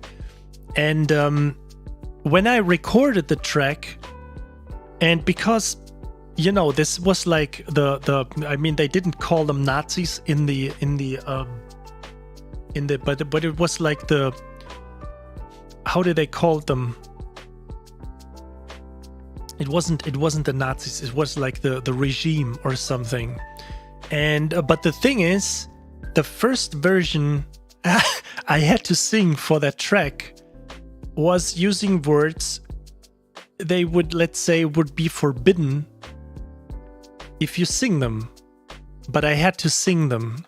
And it was really, really, really a weird feeling. And I was in another apartment, and in the afternoon I was recording these vocals, these lyrics, German lyrics, and they were quite aggressive, regime, Nazi-like, because it was a game against Nazis, right? So it was crazy when you are singing that nasty lyrics, but in the end, you're just working on a game against Nazis. And I think I was that afraid during that time when I recorded them. I put like a sign on the door, just in case if somebody's hearing what I'm doing. I'm right now creating music for a project that is against Nazis. And it was like the weirdest feeling. Hey, Phobocop, thanks for following. So that I was just inspired, you know, when you mentioned that, Baraldi man, when you said you dialogue editing and sound design, and the neighbors think I was killing someone. It's always a kind of a strange feeling when you work on a project and then from the outside it sounds completely different. Holy moly, we almost streamed like 4 hours. That's amazing. But I think I would just, you know, call it a day for this night. And definitely on the next week, I have to see, because like that game trailer, I think I just have to submit like the last bit of mastered stems tomorrow morning. So I got this done, and then probably there would be some time left to be a little bit, or having a bit more time available for streaming. So I hope that I will be able to stream on Monday too, and if not, we will see each other on Wednesday.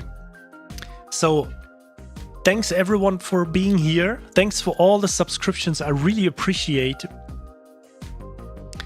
Yeah, thank you so much, guys. This all would be nothing without you guys. I really appreciate this.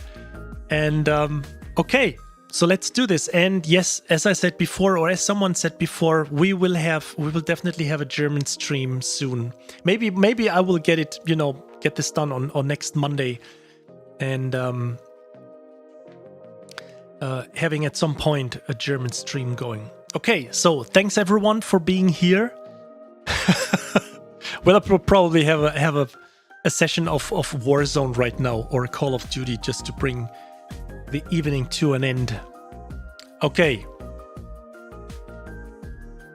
Yes, come to crash the party. Right, get in there. Okay, so thanks for being here. Take care wherever you are and see you soon. Thanks for being here. Bye, guys.